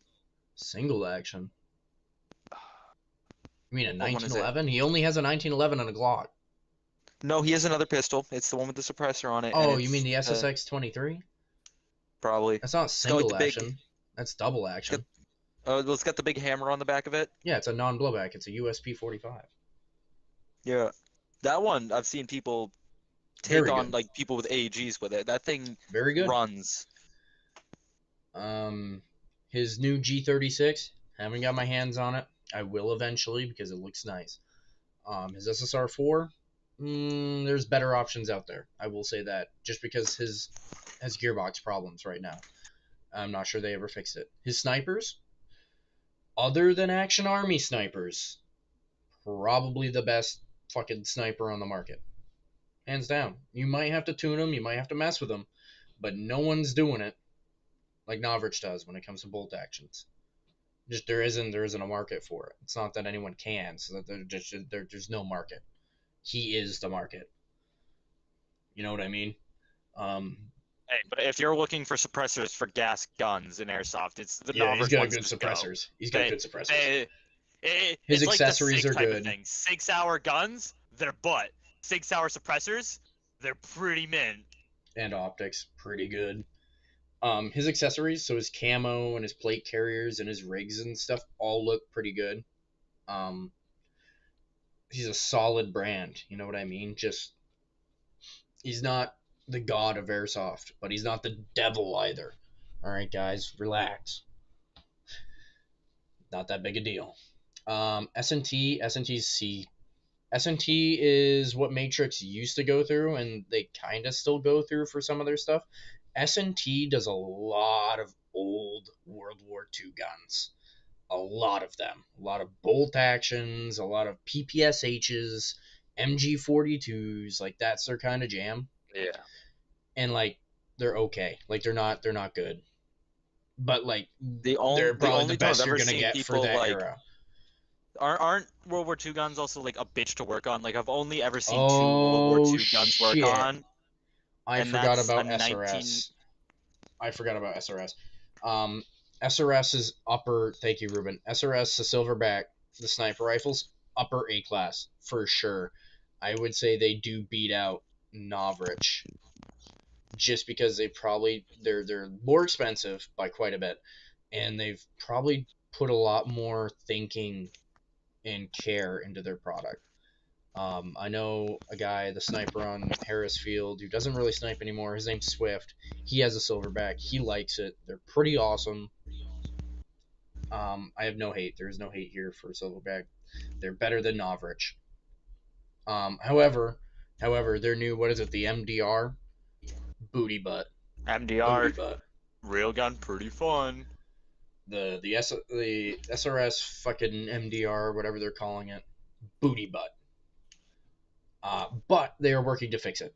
I will say that they are actively updating and fixing and correcting and sending out kits, which just tells you that they're a brand that actually gives a fuck, which is nice. But their sniper, top notch, 100%, worth the money. Pizza says thoughts on the SSP5. Too fucking big. That's what I think. Great gun, whatever. I don't care. Half blowback, whatever it is. Too fucking big. Too long. I'm short. Having a 1911 that's huge, yeah, not my style. But cool, good for whoever likes it. There's carbide kits and whatnot for it. Shoots probably really well. Runs wicked well. Just too fucking long, in my opinion. Okay, Snowwolf, S&T. Snowwolf is the new S&T essentially, from what I've gathered and what I've seen. They also just released a bunch of World War II guns. Yes, they've released a bunch of World War And II as I bolt said with World War actions, II guns, they're cool, gas guns. but you're never gonna find mags for them, and you're never gonna work on them because I've seen maybe two World War II guns that have been worked on. That's the STG and a 1919. And like, how long has Pizza. Ozzy's MG42 been in tech hell? That was his MG42 is an AGM, which like doesn't exist anymore. S&T kind of took over for them, and then Snow Wolf I is now keep taking telling over them for just S&T. scrap the MG42 because it's been in tech hell for 2 years and just go get the Matrix one. It's gonna get fixed. It'll be fixed. It's But not anyhow, gonna get fixed. The thing is a Frankenstein. all right, Ruben. We've made it to your favorite brand, or what is becoming your favorite brand, Specna Arms. I'm put them in A tier. I'm not gonna put them in S tier because they're kind of finding their groove now. They're getting wicked good. I will say that, but they're not wicked good from the start. They were kind of a new brand. They came out and they had some, whatever, and it was all right, and they had their problems, but S tier. S tier, you think it's S tier? Ruben says Specna's S tier. I don't think I've ever even touched a Specna gun. I'm okay with that. Like, Okay, but then I gotta move Arcturus up because I love Arcturus. Arcturus can be S tier. I'm okay with Arcturus being S tier now that they fixed their trigger mech. I would compare Arcturus to Specna in their own rights. One is focused more on internal development, and the other one is focused on the whole rounded project. Specna Arms internals, I haven't gotten one, but I've been eyeing them. I've heard from players on the field, Ruben especially, that they are coming out with a lot of features, especially name brand MOSFETs in their guns. It's very budget friendly for new players that want that performance. Their bodies are probably pretty good too. Some of their higher end stuff, the more expensive, they go $300 to $400. Their bodies look pretty good. I've seen one of them in person, I think, and that belonged to Marcus, one of Ruben's buddies. And it looked like a good body. Looked like a good gun. Which one was that? Was And that his like brown M4 looking one? it was the one with the tan front end or the Yeah, tan no, upper. that one that It one looked looks good. sexy. Yeah, it That looked little good. brown M4 was Yeah, it the made Spectre me happy Arms to hold Edge. and look at. So I have held a spec now. It was his. But that only happened like the past like year and a half. They did not start out that way, but they have gotten there. Same thing with Arcturus. I will say they are coming out with a AK that is running the V3 Aster, and I believe it has a quick change spring in the back, a true quick change actually in the back, which is going to be absolutely industry leading. No one's really done that yet. Arcturus came out with their PP19s, which has a Perrin MOSFET, but they're like $600. Specna's doing it for $250. That is mind blowing. That is no one on the market is competing with them at that point. To have a AK with the features, with the MOSFET out of the box at less than $300, it's gonna beat LCT. It's gonna fucking squash E&L. SEMAs will always be SEMAs, but I would buy a Specna over a SEMA because I'm a builder. I build guns. That is more builder friendly than a SEMA is. I think they're gonna dominate the AK market. It's gonna be them and Arcturus. I see in the next future years these two. It's gonna be Specna Arms for budget, Arcturus for like premium shit, guaranteed. Watch it happen. And Ruben, if you haven't seen the Specna Arms AK coming out, look it up. It's pretty cool. Their internals aren't anything super crazy, but it does feature the Gate Aster, I believe. Worthy checking out. So Specna Arms S tier, they're on the cutting edge of budget performance guns. I've never seen anything like it. I don't think anyone's come close out of any of these guys. Everyone's been doing their own MOSFETs. Anyone's been doing their own thing. Specnarms is using name brand, industry leading MOSFETs. And I'm sure the bodies are good. I'm sure the work they're doing is good. They're going to lead the industry, guaranteed. SRC is D tier. SRC guns, SRC gas blowbacks. They don't last long. They're not great. Worse than Snow Wolf, I think. Also make a lot of World War II guns. And that's that. Okay, Umarex. Umarex is a parent company that rebrands a lot of stuff, putting them in B tier. Umarex, aka Elite Force, owns VFC. They do a lot of gas blowback stuff. Elite Force is okay. A little bit better than an Echo 1. Not by much, depending on what you get. I'm going to leave it at that. Hey, They're not that my great. my Elite Force Glock for some reason has outlived every other Glock. I lost my my cap. My cap is gone. beautiful Elite Force Glock. Between the ruck today and all this talking, my throat hates me right now. Someone asked if I have a preferred barrel length. That is a really hard question. The barrel length of your gun depends on what you're shooting for BBs, what the compression ratio is when you build the gun. It is wicked hard to give you a good answer. I would say anywhere between 320 and or 300 to 370 is good for 90% of shit. I would say that out of the gate, 3 to 370. You go over 370 and you're losing the benefits. You go under 300 and you're losing accuracy. Although I will say I run like 409s or so in my AKs, my full size AKs, and they seem to work okay. I haven't noticed any huge dip in performance, but especially like if you go over 400, you're losing the benefits of tuning the system is what I've been told personally. So I think 300 to 400 millimeters is like that sweet spot. And I think a lot of M4s are like 363 or something like that. Oh, Omega texted me. Oh, that's cool. sorry, Omega told me who John was, and now I know who John is. Hi, Doc. Nice to see you. Nice to see that you're tuning in. No, I'd say average carbine length, barrel length. So I think that's like 363 for like a 10 to 12 inch. I don't know. I speak in freedom units, not in millimeters.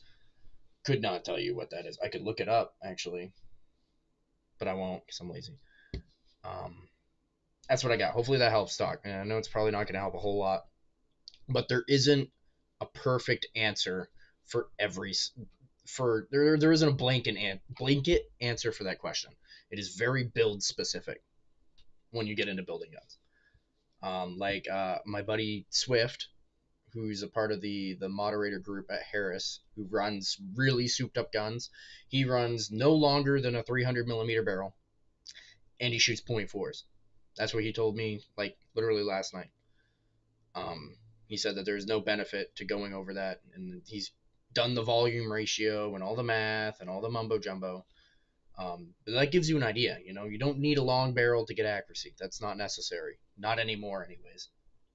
You can run shorter barrels and still be accurate depending on the gun and the build. Clayton Valken, C rank, bad. Valken guns, bad. Valken Yeah, gear, yeah. Valken gear's pretty good. Valken Okay. BB's pretty good. Guns, bad. Falcon gear, okay. Falcon guns, mid. Falcon BBs, they're decent. Yeah, their guns are bad. It's so bad. So bad that the army barracks has stopped carrying them. That's when you know they're bad. Yeah, because they had to do returns like every other day because everyone would go Yeah, and go, oh, it'd break. it's an Be broken. M4 with all the tactical shit on it, and it's only $150, and they'd go, oh hey, here's the ASL, and then All right, all right. VFC, A tier.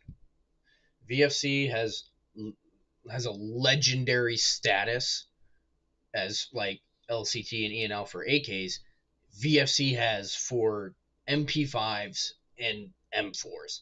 They by far have the best bodies in the industry, hands down. Their internals, however, are dookie. They're not that good. VFC nozzles are good. Like some parts are good.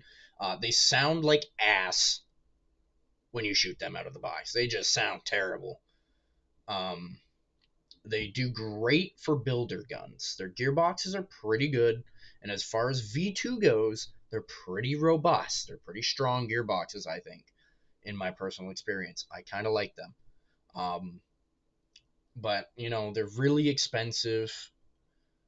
Like VFC compared to Specna. Like if you really want to go for that $1,000 build with the Gucci body, you get a VFC. But if you're like me who does budget stuff, who wants high performance, you go for a decent body that's not going to break. Specna arms, cheaper, better, much greater alternative. Who is it? Clayton Zach, not your Zach, but Hayford Zach, had the VFC Avalon. He had the Samurai Edge, I think they called it. Do you remember when he ran that? When he got it? At all? Silence. Pottery's gone. I don't know where he went. I don't think he left the chat. Oh no, he did. He's gone. He has disappeared. It's just me now. Okay. But one of my teammates had it, and the performance out of the box was completely lackluster. But I built it for him, and the thing runs great now. Body's great. It takes builds very well. I believe 90% sure that Polar Star is spec to VFC as well. So that's something to consider too. No one's commented on that, but give it a minute and they might. WeTech. WeTech's going to be a C tier. WeTech does all gas blowback stuff. Their stuff out of the box isn't great. It works. Not great. I will say that they are probably the main platform for building, though, for most parts. Other than Tokyo Marine, these guys, gas blowback wise, there's a large array of parts for them. A lot of people build them, I think. If you're a gas blowback guy, I'm not. But out of the box, they don't perform well. They break, they leak. but the parts are there, so I'm gonna put them in C. They're not terrible, but they're not great out of the box. So I'm gonna put them down here, like Valgan. Valgan not good out of the box. Okay, Well's a D with SRC. Like, they're just not. Well does a lot of cheap bolties and stuff like that. They're just not good. Not good. Don't get a well. If you can avoid it, never get a well.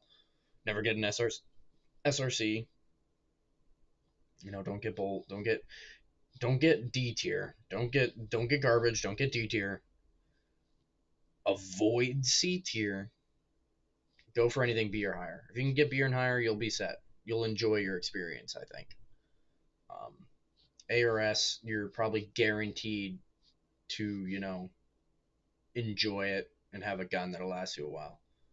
Uh, B, you kind of have to pick and choose, get lucky, do some research. Um, maybe except for E&L. I just got bad experiences with E&L. But that's the end of the tiers. I mean, if you guys disagree with any of that, probably some of you do. Some of you might agree with it. But these are my opinions and my experiences. If you're looking for a gun to buy, A or S, all the way. Any of these tiers, any of these brands, you'll probably be happy with. Anything else, just do your research, read the reviews, ask around, and you'll be fine. Oh, now we get to go be glitchy again. And you guys can play this in the background. Where is Sistema? Okay, I got my chat back up. So, Ruben, where is Sistema? Sistema's before my time. I have no idea what Sistema is. I've never seen one. I've never held one. So I'm not going to really put it out there. And I don't even think they make guns anymore. On like maybe a very rare occasion. Am I wrong? Ruben, am I wrong? Does Sistema make guns? Because I thought they didn't. I haven't seen one on the market ever. Like, I see like old Sistemas, and they used to be legendary, I think, like way back when. I think they used to be very good, but I haven't seen one in recent years at all or heard anything about them. So, who knows? I don't know. But I'm all alone now. All my friends left. What time is it? 8:30. This one's running a lot longer than the other stream did, but there's 7 people still in here. So, I've kind of done my bit. Their website shows 2013. So yeah, they don't make guns anymore. They don't make guns anymore. So like, what's the point of talking about them? I don't think a noob or a newer player, if they see a Sistema and they buy one, like, I don't even know if I should. What do I say about that? What do you say about that? You're lucky, I guess, because at that point it's like a relic, right? Let's see. Can I change? Let's change the background out.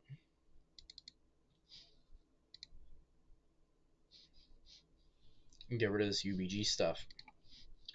Let's do. It's got to be 1080p.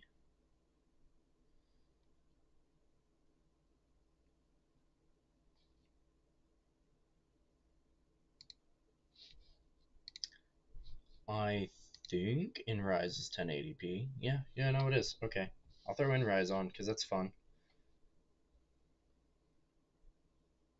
Alright, well, now chat's up. We've done the tier list.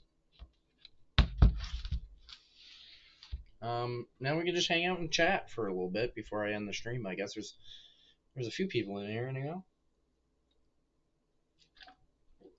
Anything you guys want to talk about? Stuff for next season? Game ideas? Secrets? Doc, you're still in here. I know you came out to the training day. Which we'll be doing another one in the spring. It'll be a little bit different, I think. I'm letting our other guy kind of take the lead on that. See how he does. We're gonna like swap years. So like he'll do one and then I'll do one. It'd be kind of fun.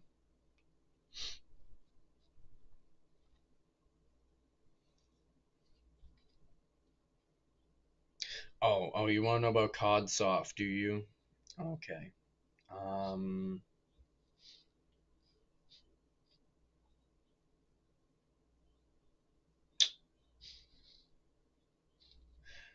okay. Ruben, I'll send you the document, Ruben, of that. I'll be generous. I'll let you in on secrets. I'll let you in on secrets. Weenus, I see your comment. I'm gonna get to it in just a second. Um, be easier to do on the PC actually. Minimize that. Go here. Go to Google Docs. Doing it on the PC now. It's much faster than my phone. Fat finger around. Share. Copy link.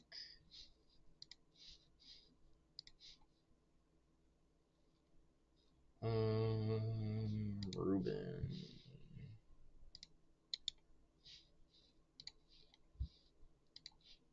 There you go. I sent you the link, Ruben. You can check it out, read it, talk about it. I'll be on for a little bit longer, it seems. Yes, Venus, I am doing in so two of Oracle, who was in here just a little while ago. He brought up the idea, and then one of the Imperial squad mates said at the like literally an hour after we had talked about it was like, "Hey, have you guys ever thought about doing a stalker game?" And so two people at the same time thought about the same idea, and I was like, "Okay, this sounds cool. We're doing it." And so I sat down and I had a meeting with them, and we wrote out the game. It's gonna be cool. It's gonna be very open ended. The missions are all open ended. The base concept of the game is gonna be a open styled conquest. So it's going to be a conquest game, but there's going to be a bunch of other stuff going on, role players and side quests, and Monolith will be there. They're going to be the big bad guys, kind of just they serve purposes on the field and for game stuff, but they're going to be like the big bad guys, kind of roaming around, messing around with people, doing their thing. I'm very excited for it. I've reached out to the community a few times, and the general consensus of the Stalker game seems to be very positive. And I want it to do well. I'm committed to making it do well. I'm gonna try my best. And it's written for Coles, actually, not Harris. I just read that you have it for Harris. It's written for Coles, because I wrote it, and I really like the Coles field. I really love playing there. And I thought it was a cool AO to do a little bit more of an open game. I've condensed the area at the same time as leaving it open. It's weird, and I'd have to break down the whole game, which I don't want to do right this moment. Um, but all of the main objectives are focused on one half of the valley to keep gunfights really condensed and tight. But the rest of the map is not closed off by any means. So it is open to people, and you will have incentive to go across the valley to the other side to do stuff and accomplish objectives, um, in your own way. Um, but I'm very much keeping the combat focused rather than just open ended, because Coles has had a history of turnout problems, player dedication issues, and people get bored. It seems because it is a really big field. So I'm making the firefights tighter so that people don't get bored, and I'm trying to write a nice, elaborate game, and at the same time keep the essence very simple. It's complicated to do that. It's difficult, actually.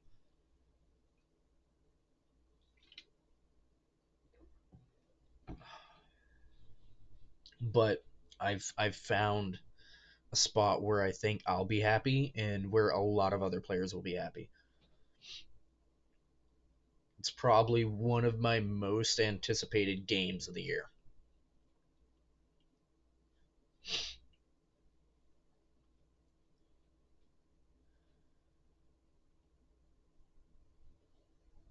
and Ruben hasn't gotten back to me. He still must be reading that document, as it is complicated. The COD softing game is very complicated to try to make it fit into the vision that I had.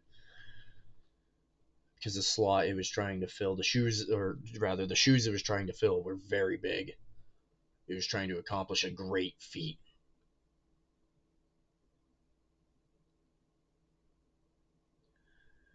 And I won't know if it hit the mark until we play the game. It could either go wicked well, or it could go absolutely ass over tea kettle. Dude, Weenus, bring all your friends for that stalker game. I think it's gonna be wicked dope. I plan on running the middle faction for that game. As a game runner. Um, and that would be the monolith faction. Um,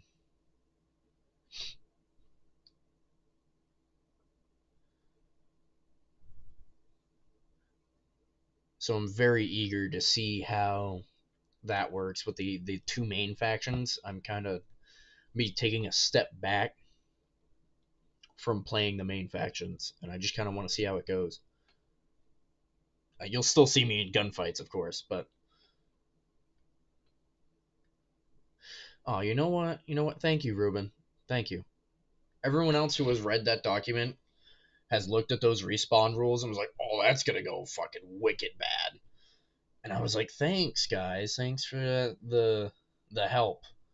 And they're like, "Well, you should rework it." And they're like, "Walking back to respawn ain't that bad."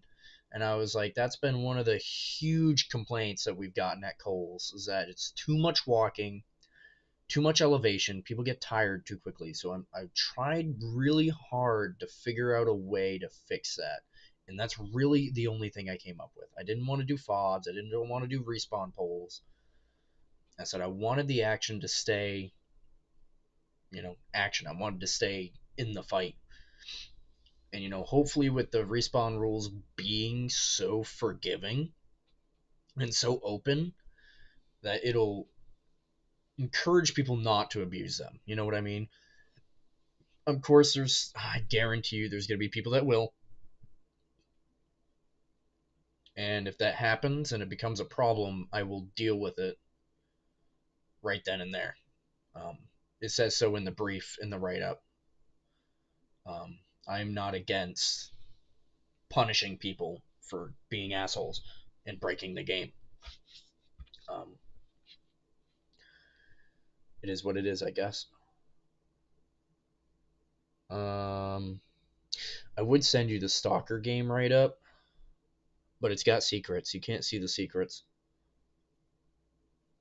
It's going to be a surprise. It's taken a lot of inspiration from a lot of the different games that we've run this past year. My OBS studio's disconnected. Ooh. It says my OBS was disconnected. And then I reconnected. So hopefully that didn't do anything stream-wise, guys. Harris event is posted early spring, right? Yes. So Harris and Omega should be in the chat. Harris will post their schedule as we get close to the season. Yes. As for what dates and what games, I don't know that yet. I don't even know. I don't think Omega knows that yet. Yeah. See, it'll be done. At least half of the season will be done. I think should be done. Omega. And we're gonna be. I'll let you in on a little secret here.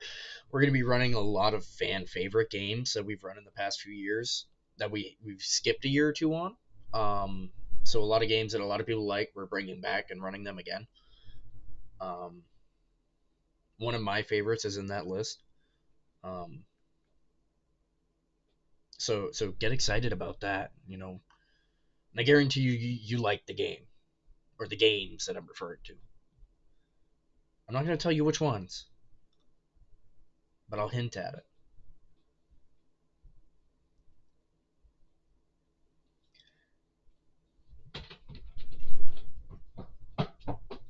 Oh, hello there.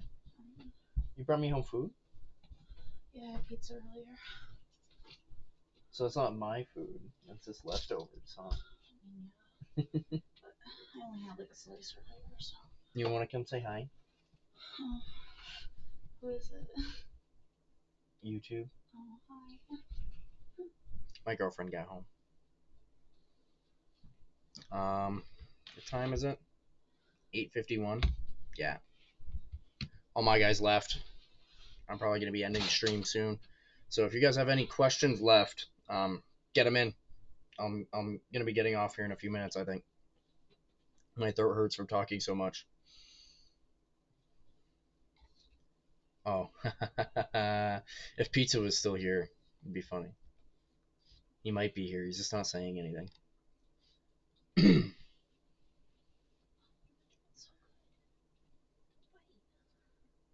Oh, input creator thing here. What do you guys think about the setup here with the little me in the corner and some gameplay going on? Does that work for you guys? Is it distracting? Do you guys like it? I can include the audio from the game because it'll then get recorded to YouTube and it'd be a big mess. But you guys can get some visuals at least.